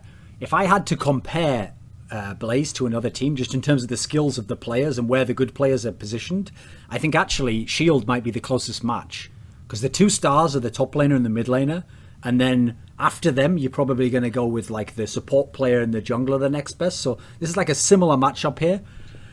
No, I disagree. I think Emperor is probably a little bit better than Zephyr. But that's the thing, is that if you told me those rosters on paper and you were like, which is better, Blaze or Shield? Like, on paper, I'd be like, oh, Blaze. You know what I mean? But in reality, Shield plays a lot better. So here's my question then. So you will acknowledge that Save is the best top laner right now. So what is Save doing within the meta that is better than what Flame is doing? He's putting pressure. He's putting more pressure on the map. That's what Flame doesn't do, is that he will sit there and try and farm, where Save is constantly causing an enormous amount of pressure on the lanes. And he's not afraid to die for it either. He'll just keep pushing, die for it, but there's no way to take an objective after that. He plays objectives like way better. He also groups better, has better teamwork with his fellow His team players. fighting, his Shyvana flanks against on the best of 5 against Blaze were crazy good. Yeah, and that's the thing. Actually, Shyvana flank attacks in Korea, the Koreans just call them doing a save now. That's like, he's like reached legendary. They've named a move after him, Actually, one area that I did notice in this series in particular that is a big weakness of Blaze that they don't seem to have noticed themselves, which is, the same style that they used to do in the last year's spring split where they did so well, was that because they wanted Flame to get all the farm, like towards the later part, as you're coming out of the mid game, every time there was one wave building up in one lane and they'd all gone back to base, they'd always send Flame into that lane solo to get all the farm, right? Every time they do that now, the other team is waiting for that, and that's when they 3-man dive onto Flame when he gets halfway up the lane. Especially if he doesn't have teleport. They're definitely going to do that. And Blaze still does it every time. I'm not sure why. It's like they're just hoping if they don't happen to do it, then it works. Like, what is the goal there? I'm not really sure. It's they're easy to read, and that's why fundamentally the team is very strong. That's why they frequently make the top 4 top 2 in Korea, but they're so strategically limited that there's always things to exploit with them, and they're easy to read, and that's why they don't win a tournament. Thing is, though, here's an area, though, where I'll bring it. The reason I want to bring this point up about the strategy, then the fact that there are holes that can be exploited, but not every time, is because this punctures a myth that everyone who's crying, who's an NA pro and EU pro, going like, oh, well, obviously Koreans beat us because, you know, they have like 15 coaches each, and then those coaches went to esports school for 70 years and learned from Boxer himself how to win in games. Like, no, they didn't. It's not. Yeah, they have an advantage. You're making their advantage way more, so that's like your excuse for never being to assail these unbeatable Koreans. Here's a team who are top 4 in OGN who are making key mistakes and are using the same strategy for 1.5 years. Where are all the amazing coaches? CJ have more money than anyone except maybe SK Telecom. They have tons of money. They have top coaching staff. These coaches are telling them stuff to do, giving them suggestions, but the players don't have to necessarily take all of it on board. They take some of it. And I think the key point to make here is that Blaze is never bad enough that they're forced to change. If they dropped out in the group stage one season, then first of all, some of them would get cut. And if not get cut, their coaches would be like, you can never play like that again. You have to change. The problem is they always lose to the second or third best team, right? So it's like they're just doing good enough to not have to change. And you can always believe, like when you lose in the 5th game, yeah, but if we'd have won one game, we'd have got through with the same style, right, Monty? Right, exactly. And that's the problem, too, is that they keep getting the blind pick. And even though they've lost, like, their last 5 blind picks in a row? It's ridiculous, yeah. Oh, that's so demotivating for them. Holy shit.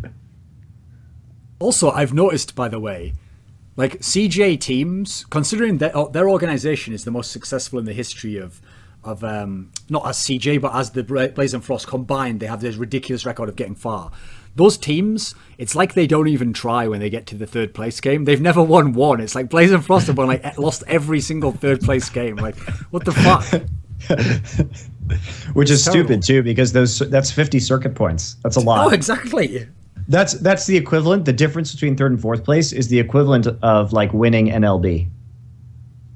It's a lot of circuit points. Okay, so convenient transition there.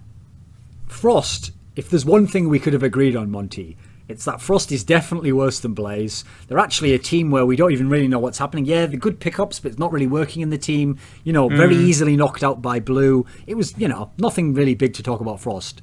Then, of course, they beat SK Telecom in a best of 5, and then they win NLB outright. Like, what the fuck is going on, Monty? They are better than Blaze. Well, it's easy to say that now, one day after the fucking won the finals. Yeah, bitch. of course. Okay, like, okay, master predictor, mithy. I knew it all along. Okay, so why are they better than mithy? What? Like, if you watch the no, NLB, don't tell me if you watch them then they're better. Like, what reasons are they better? Okay, like their jungler is so good. That Swift guy Swift is really especially good. on Lee Sin. Holy shit, he 1v9s whenever he has Lee Sin on a good day. And then like Madlive is like not even playing, like he's not like carrying or anything. He's just like, this Swift guy is really good. And KooX is playing good too.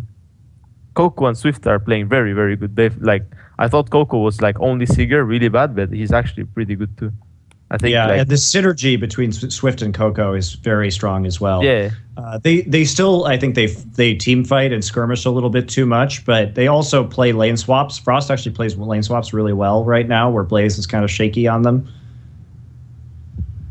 And yeah, I think Frost is a good team, and they're also not afraid of being innovative either. Like, they really like the new Kale build, which is sick. Yeah, it's been spammed in solo queue a lot. Like before the tournament, Alex was already, since Alex is now like doing a lot of research for top lane and stuff. He was already saying how OP that build was and how he was gonna try it out and stuff, you know. And yeah, it definitely showed. He even said, he was like, oh no, he used it in a competitive game before me and stuff. But it was being spammed a lot in Korea before the KooX played it in the NLB finals. In going forwards then, okay, let's like see for both teams. Going forwards, where do you think Blaze goes from here in terms of performance? The same? Can they get better? Are they going to be worse? They can get. It's so they need frustrating to change their because mentality. It's their mentality. Some games they are so good when they let Daydream, they follow Daydream's early aggression They're really good. They are really good. It's just when they fall back on their old habits that they start looking dumb. The thing is, I really think the X factor for them is always ambition.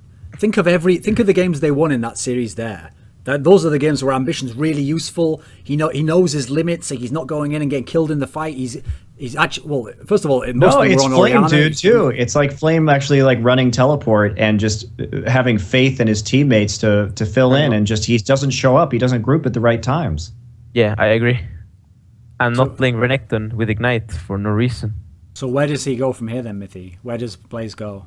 I think if Ambition and Flame take more of a if Ambition takes the approach of High about the game, that's a perfect example.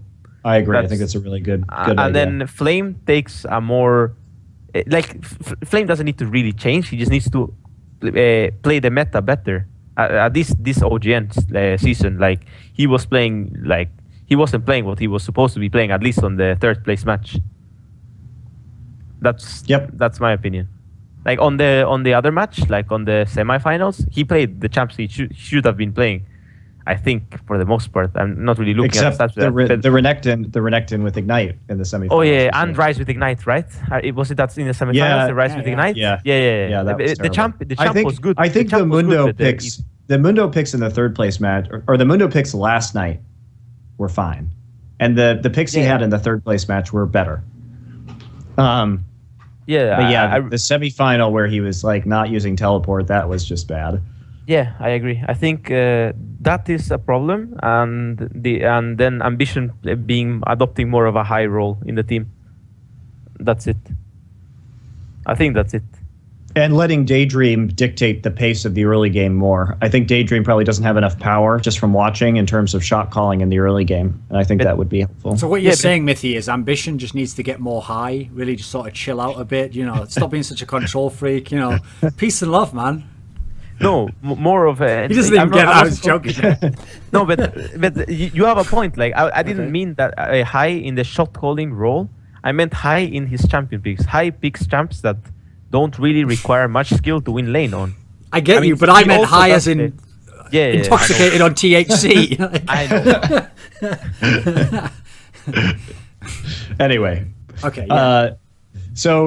And the other thing is Ozone still looks pretty strong. I like what Ozone's doing. Ozone also screwed up their picks with they had a really bad pick ban phase against Blue, which is like a lot of the reason why they lost. But Blue was better adapted to the patch. Yeah, and Mata played pretty bad against... Yeah, Mata did play bad. So here's the problem, Monty. Right now, Korea is a complete clusterfuck. It's actually, we're going to try now, but it is impossible to know who the best team is. Yep. So everyone wanted to tell me, oh, it's obvious, Ozone, Ozone beat SK Telecom. Well, what did I tell you? They're the best team. Then they lose to Blue. Then Najin Shield, goes this run through the other side of the bracket. So, hey, listen, Najin Shield might win OGN later this week. That won't change the fact in that fucking Masters match, they were dumpsters. What the fuck was that? Well, the other thing, too, was that... That might be the best team in Korea, Monty, at the end of this week. That team that played there. And also, you have to remember, too, that they only won the quarterfinal against the KT Bullets because the KT Bullets, ultra through in Game 4. So now I have the difficult question for you, and this is what I call... You ready? This is a new segment on the show. This is called the Jat Dilemma. And the reason it's called the Jat Dilemma is because if you are Jat, and, Riot's got one of those microwave devices sending beams into your brain, then you can simultaneously hold in your mind two completely identical opinions, but with different interpretations. So when you're Jat, hypothetically, obviously, the real Jat's an ex-professional player who's the top commentator. But my hypothetical Jat simultaneously was able to think Cloud9 have won 25-3. They've dominated NA, therefore they're an amazing team. Simultaneous to that, he was thinking to himself, SK Telecom went 15-0 on OGN, dominating OGN. I guess OGN must be weaker than we think.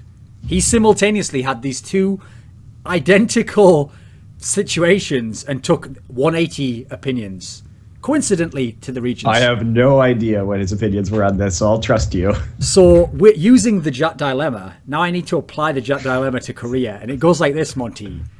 Is Korea having all these top teams who can all beat each other a sign that Korea is stronger than they were during the SK Telecom dominance era? Or is it a sign, like a scenario of EU LCS, when everyone said EU LCS was shit before Worlds, where it's all so close that actually it means that either the talent's too spread out or there just isn't one really, really good team. Everyone's just sort of good. What do you think it is? Which of the dilemmas is it?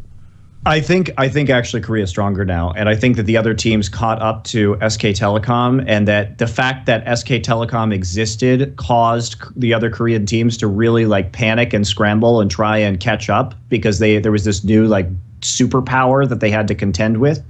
And I think that is most evident in the fact that in international competition, both the KT Bullets and SK Telecom have dominated tournaments without even losing a game.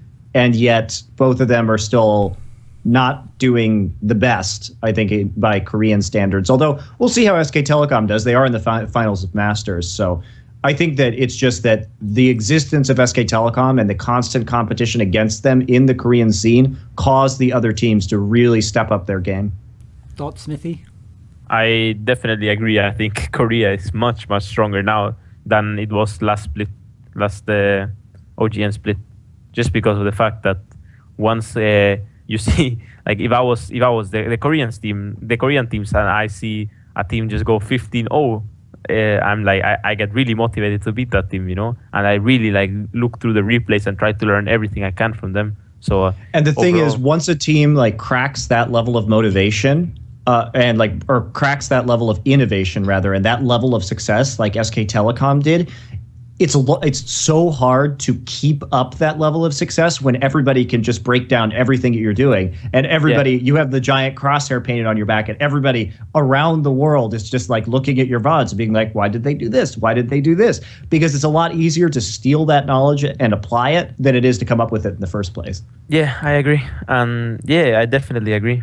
It's all about it's much easier to learn from someone than it is to improve yourself. That's why that's what you can never see like the Gambit era. Like that's why Gambit never stayed as a top team or anything like that. Like you can't just stay as a top team. It's much harder to stay first place than to learn. Whatever. I can't speak English at this point. The thing is, I think part of the reason for why that is because I've seen the similar thing happen over Counter-Strike over the years. And one of the patterns that always happens goes like this. You get a dominant team or player who rises up, and they're dominant for like a solid period of time, 6 months, a year. And in that year, they might lose every now and then, but overall, they're nearly unbeatable, okay? That tends to be not, as most fans think, because the players in that team are all the best and they're all just playing better than everyone. No, it's not just that they're playing better. It's that they've figured something out about the ideal way to play the game within the metagame of the other teams that exist then. So we found the most successful way to play with our personnel, and that's why we win.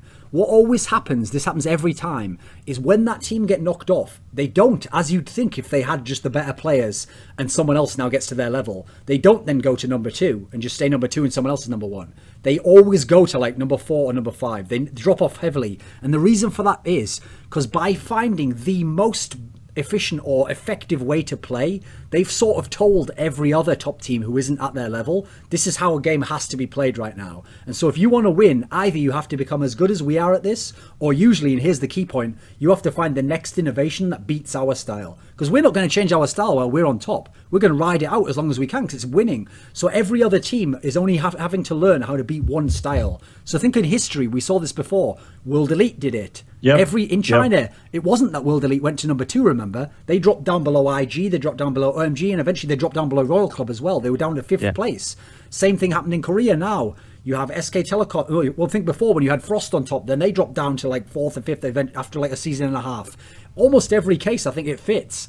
And so I think that's the reason why it's like a mixture of how the metagame works. Because remember, the metagame isn't just like what is new added. It's what people are playing versus each other. Say this scenario we've got now in Korea. the reason why you can't have a dominant team is because no one knows what is the style we're all trying to beat. Well, no one knows, because Samsung Blue plays a different style to Shield, play a different style to Blaze, play a different style to SK Telecom. So now all you're doing is thinking about the opponent you're going to play now. And I'm trying to beat them, but I'm not trying one style to become the ultimate team because no one knows what it is right now.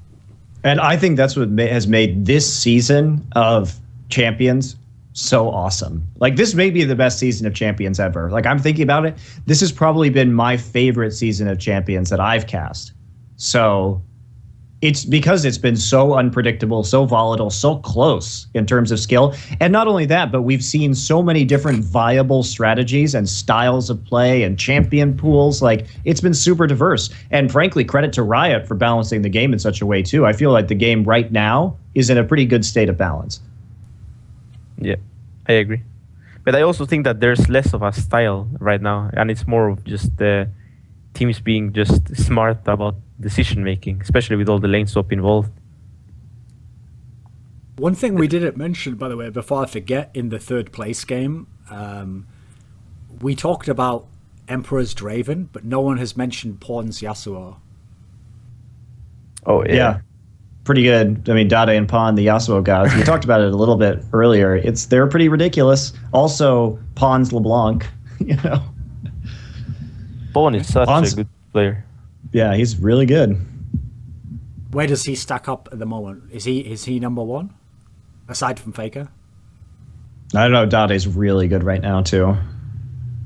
Like Dade, I think Dade, Faker, and Pawn are all. Coco's good too. Yeah. And Gung. It's really hard to say, actually, because there are a lot of good mid laners. That's what I mean. That's why when I gave my point about Ambition, Ambition still plays the same style that Ambition played before. The difference is there's now like 4 people who might be better than him, as opposed to like maybe 1 at most, you know? So now, unfortunately, even Ambition playing his normal style doesn't even make him top 4. Well, that's like never happened before in the history of their team. Another thing, actually, that was one thing. First of all, that series was really awesome. Anyone who hasn't seen that series, the Ozone Blaze one, go watch it because it's a really good series. And actually, I have to say, it was the best series of the playoffs so far, for sure. Yeah. That third place match was really. Well, there was no throws. That was the thing. It was people just out playing each other or playing better for the whole game, you know. So it wasn't like the sort of like normally exciting 3-2 games is like one person threw this game and then this one there was a Baron steal or some shit that's like a bit gimmicky.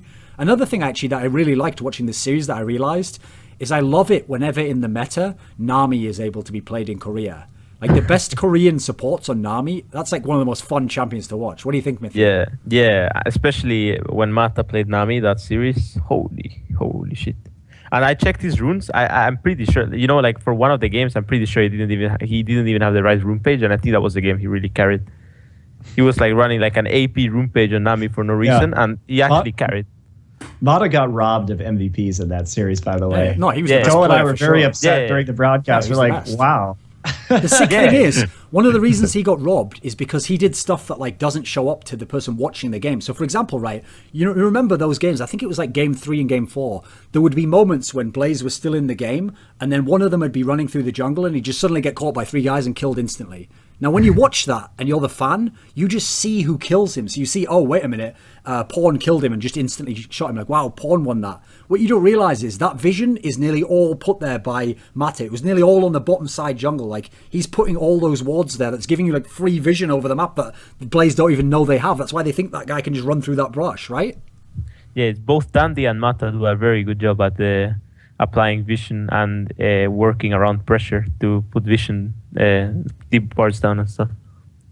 Because the thing is, Nami's particularly, I've never seen an NA or European player use Nami like people like Pumandu at his peak or Mata now. Like, when they use it, it's like really hit and miss. It either looks like total crap and doesn't do anything, or it's like okay. I never see any of them carry a game like that, where they like the level that they can, the stuff they can do, like hit everyone with a tidal wave, land the one Aqua Prism that gets the free kill for you to start the fight. I think that's the thing about Nami, though, is like Nami is very low damage for supports, and her skill shots are really difficult to hit. So, but very powerful. So an expert on Nami really does look amazing. I think the perfect example is that, or a way of saying it is that Koreans make Nami a playmaking support.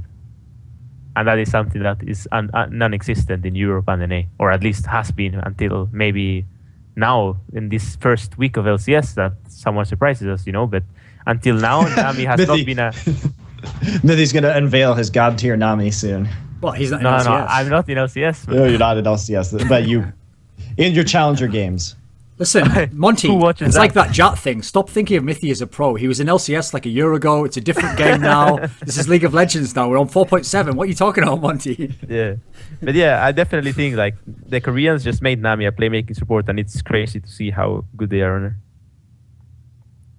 Just thought I have to throw in every single time I can to put that scenario there of the cognitive dissonance of the fan who's like, but I think the best Westerners are just as good as the best Koreans. And I'm like, hey, look, here's a Bermuda Triangle. There's a lot of ships going down there, isn't it? That's not real. It's a conspiracy theory. Like, yeah, look at the stats, though. I have to throw those in there just to rustle those jimmies. Right, let me think. I think we've almost covered almost everything. Let me see if I had another topic. Okay, so as if the torture for Thorin wasn't bad enough, so within 1 week of my life, I had to watch Ozone beat Blaze again. I had to watch Blaze lose to fucking shitty Najin in the Masters match. And if you think that's bad enough, you're thinking, right, well, don't worry, the season's over now, Thorin. Just kick back, enjoy the rest of the League of Legends. No, the torture isn't done because the format of Masters means that actually they have to fucking play again. So now I have to see them lose a second time. Or even worse, knowing how Blaze play, they'll win this time, and you know how that format works. They go to like a super ace match where it's one game, so you know that they're going to send out the Blaze lineup, and inevitably they're going to lose that match. It'll be like the most unsatisfying way. The biggest torture for you will be when CJ wins. They send out Frost for the ace match. Frost wins, and then they have to go play against Samsung, and Blaze just continues to lose all their games. No, those will be some great games for Ambition. I can't wait for those. Playing Pawn and Dade back to back. Yeah, that'd be some good shit. Because the sad thing is, since I'm going to be in Korea like this week, I was hoping naively that, okay, Blaze didn't make the OGN final, but if they could at least just make the Masters finals, then I could see them play there. That's not even going to happen, is it? There's like zero chance of that happening. Yeah, I think the chances are very low on that one. Sorry to disappoint. Yes, Samsung should be able to take them. Yeah, convincingly, I think. I've got a question for you, actually, Monty. Just a rumor that you can address or you can't address. So there was a rumor out there that maybe a few weeks back, that maybe Blaze were considering taking Madlife off Frost and putting him onto Blaze. And if you remember, they did a Masters match where they did that lineup. Do you think the fact that Frost went so ham over the last 2 weeks means that if that was even a possibility, then it no longer is? Because now, what's the point in taking him off Frost? Do you think it was ever even on the table? I have no idea. I hadn't heard that rumor. I think it's always a possibility. Obviously, Madlife he's played with Ambition and these guys for years now. So, and it may fit. Emperor and Madlife would be a good bottom lane. I'm still secretly hoping that Frost is going to pick up Prey and that Prey will be more motivated now that he's been kicked off of Sword. Because, of course, the problem with Prey was his motivation. And he really fell off as one of the best AD carries into not being really that great anymore. So that could be a possibility as well for Frost. I think they do have to get rid of Space. I think Space is just not good. Yeah, I agree. That's the player that's tortured me for Frost, though. Because the amount of fans who've always defended Space is insane to me. They defend him on the same logic as to why I said I didn't think Niantonso should be top lane for CLG. It's not that he's terrible. It's that if you want to be the OGN champions, how is your AD carry going to be Space? The rest of the team's going to have to be fucking amazing. This is what we'll call the Frost paradox, though, right? Is that Frost has somehow managed great success when before Swift they have never had a truly great jungler, and they still have never had a truly great AD carry. Yeah, isn't that weird? That they were managing to make it this far without those two positions being top tier. That just shows how good their team was at Teamfire, though. They could survive past all that shit. Well, you could argue too. I never thought Rapid Star was a great mid laner either. So no, but at least back then, like I described in the Ambition thing, it's not like there were tons of beasts at mid lane over there, so he could survive at least, Yeah, I guess. Who is the support in Korea right now? Who is the most impressive to you, Mithy? Mata.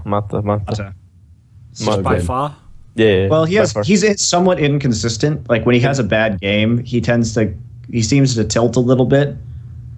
But he's innovative when he's too, good. like Yeah. he's always active and trying to do something. He's like the one to look up to. He's not like a laid back. He's like always doing something, and he's also, as far as I know, the shot caller of that team. Yes, he is. So yeah, so he's just impressive. he is the definitive shot caller of Ozone. Yeah, so he is just the one I look up to.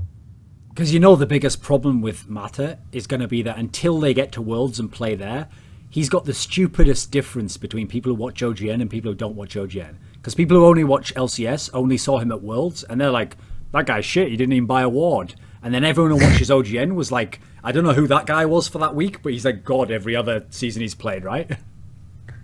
But I don't know. You can't. I don't even think it should be allowed for us to talk about the games at Worlds of MVP Ozone or Samsung Ozone. They were terrible. Dade stayed in Korea to play those games, I think.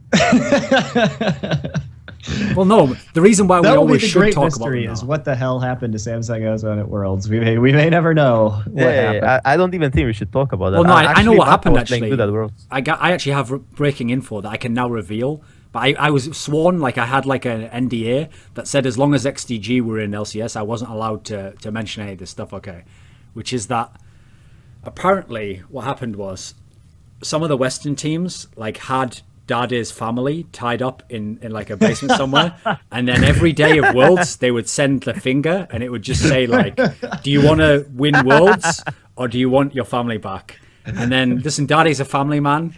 He comes from a very proud part of Korea. He believes in his heritage, and he knows because of the Korean religion that if his family to be killed, his ancestors wouldn't help him win League of Legends games from the afterlife. And so, unfortunately, he threw those games. But he thought to himself, like, I don't want to make it too obvious though, so I'll even play Zed and I'll play the champions I'm known for, but I'll throw the game. That'll be the only way to do it, so it's not obvious. Okay, I didn't want to have to break this now. Kesper officials are probably contacting me as we speak and ringing him on his phone. Like, who the fuck is this guy? He's not coming in the building. I'm sorry, can't allow that. Like. No, that's some fantastic breaking journalism you did there, Thorin. No. Your investigative skills, top tier. Such a nice guy, Dade, to be honest. Family man. The only thing is, though, I have noticed when I was asking him like who the best is, support, a bit like jungler, is also one of the positions where if your team just does well, you automatically get so much props, it's insane. So I'll give you an example. When KTB was the second best team in Korea, people were trying to suggest like, oh, Mafa is as good as Mata. Come on, Ronti. Mafa was never as good as Mata, right? As good as? No, but Mafa is good. He's good, but he's not like, well, where is he then, Mithy? Where's he rank? But like the thing is, the meta changed a lot since like Mata was playing Alistar and Leon are really good. And now the meta is all about what I call bitch supports, which are like supports that just are more laid back, you know, and just throw skills just and don't really just go in like Morgana and Nami and Thresh. Okay, but I'm going to pull you up there because you're saying that as if like, well, you know, we can't compare because Mafe in that meta was good, but in this meta he's not. Well, no, here's the problem though. We're comparing the same people. So Mata was good in all these metas and Mafe was good in one meta. I wonder who could be the better player out of those two. It's very hard. I mean, I can't really say. I already said. Mafa was good, but not as good as Mata. Mata is better. For sure. Well, the thing about it is Mata, too, it's not only that he's highly mechanically skilled and that he's a good support player in lane and that he's a good support player in terms of playmaking in the late game, but he's also a really good shot caller. Like, yeah, he's everything. Mata is one of the most valuable League of Legends players in the world, hands down, because he does it all, right? What is his flaw? Maybe he tilts a little bit. He's got a little bit of inconsistency, but in terms of taking that guy and putting him on any team, like somebody like, if Samsung is very lucky to have him, I think. Oh, he's sick. Although I have to say though, when you watch Ozone and the fact they haven't even been able to make the final of Champions this season, obviously this is a question that's almost like loaded for Mithy to just go nuts on. Doesn't it make you feel like bot lane still isn't that super strong? Because in theory, Samsung has by far the best bot lane in Korea and have had the best bot lane for like at least, in my opinion. Okay, I'll throw that out there. They just have the best bot lane now, okay, and yet they're not coming close to making the final. But the thing is, Two out of the 5 players are the best. Okay, listen. They are the best. Okay, let's say they are the best. But, or let's say the top laner is the best. But the thing is, it's really hard to kill. Especially with all the lane swapping involved. A much worse bot lane can go through lane and do just as good. Because there's a lot of lane swapping involved lately. Especially like on the patches that on 4.6 when the games were played. It was like 70% of the games were lane swaps. So it's really hard to tell, you know, like, but I do think that bot lane has a lot of impact. I really do. It just depends on the picks. Oh, right. Certainly. Now that so many AD carries are viable, and when you have carries like Vayne and Twitch that can carry games, then... Yeah. Even Lucian can carry, to be honest. Oh, yeah, of course. A good Lucian can do a lot. Like, I don't know. I think Lucian is a very impactful champion, too. And there's always the Cogmos, if you have the right comp to pick it on, that can also just carry and stuff. Like, there's a lot of influence. Thresh can carry... even like the Namis have been having a lot of impact in OGN as one of the most the most contested pick after Thresh, which was basically banned every game. So yeah, I definitely think that I think that AD now has more impact and support has less impact. That's what I think. So because does that mean that we should now elevate, like, should Matter Monty now be moved into the Mad Life God status? I mean, think about it. That's part of why Frost actually, when you were saying was so awesome, is that Mad Life used to not only make the plays and carry his fucking, well, a shit ADC obviously through the lane, but also then he'd do all the vision control as well, right? I mean, the thing is I think that Mad Life was like so much better than all the other supports, and Mad I think is the best support, but it's not that same skill gap anymore. Yeah, exactly. So it's hard to like define somebody as a god, but he's the best. I mean, if being the best support in Korea means that you are a god, then he is a god. Who is the guy from the West who is a support player who has the best chance of competing with someone like Matter? No one.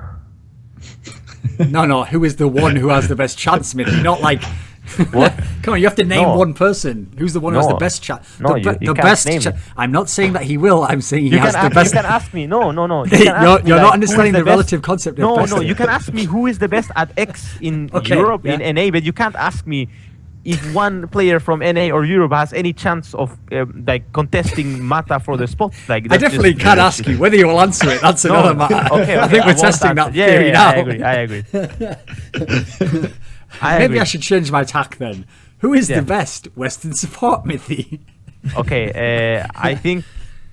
No, man, you can't say who is the best. You can't even ask me. Yellowstar or Afromu, I think. I agree with Mithy. In the LCS. Mithy, of course, not in the LCS. Yeah, of course. Don't forget Mithy, Cloud9.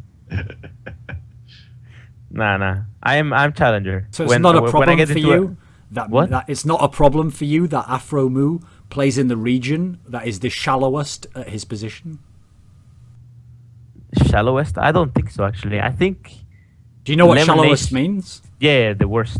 No? No, it's like it has the least depth, so they have the least good supports in NA of all the regions.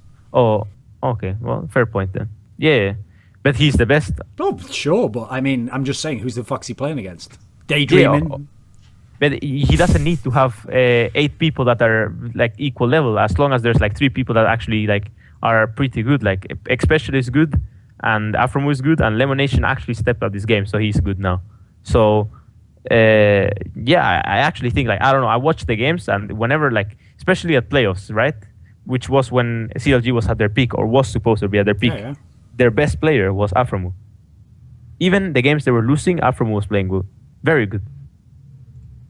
So I don't know, in my opinion, he is the best in that regard, as in like the best support player. But then again, Lemonation is like, I don't know, like he does more for the team and has the best meta. Like, I don't know, like a Cloud9 adapts very well to the meta, and apparently it's like Lemonation doing most of the work and stuff. So I can't really tell for NA, but for EU, it's definitely Yellowstar. There we go. Fair enough. Yellow Star is pretty sick, like. But I can't really. Do you have a different pick, Monty? Those are the ones you would pick? Yep. Certainly. I think we've now exhausted every topic. I mean, we had like a 5-minute discussion over whether or not Mithy could actually answer a question that I asked him or not. So I think we have to wrap this bitch up now. Okay. All right. Right. It's been fun, guys. As Do you usual. have a final message for us, Mithy? Thank you for the fans. That if I and that guy, yeah. Thanks for sticking with him. yeah, thanks for that guy that was sticking with me all along, and actually listening to the interview and to the talk show, and fuck you to all the haters. Well, that's Keep how you get hating. fans right there. Yeah, I mean, you keep going, mate. You're doing a good job here. That's right. You know you have fans when the haters come along. Yeah, I guess. It's true. Yeah. And that's it. Thank you guys for having me as a host. Yeah, thank you for coming on, man. It's been fun. Okay. Let's And end it yeah. there. Bye. Goodbye, everyone. Bye bye.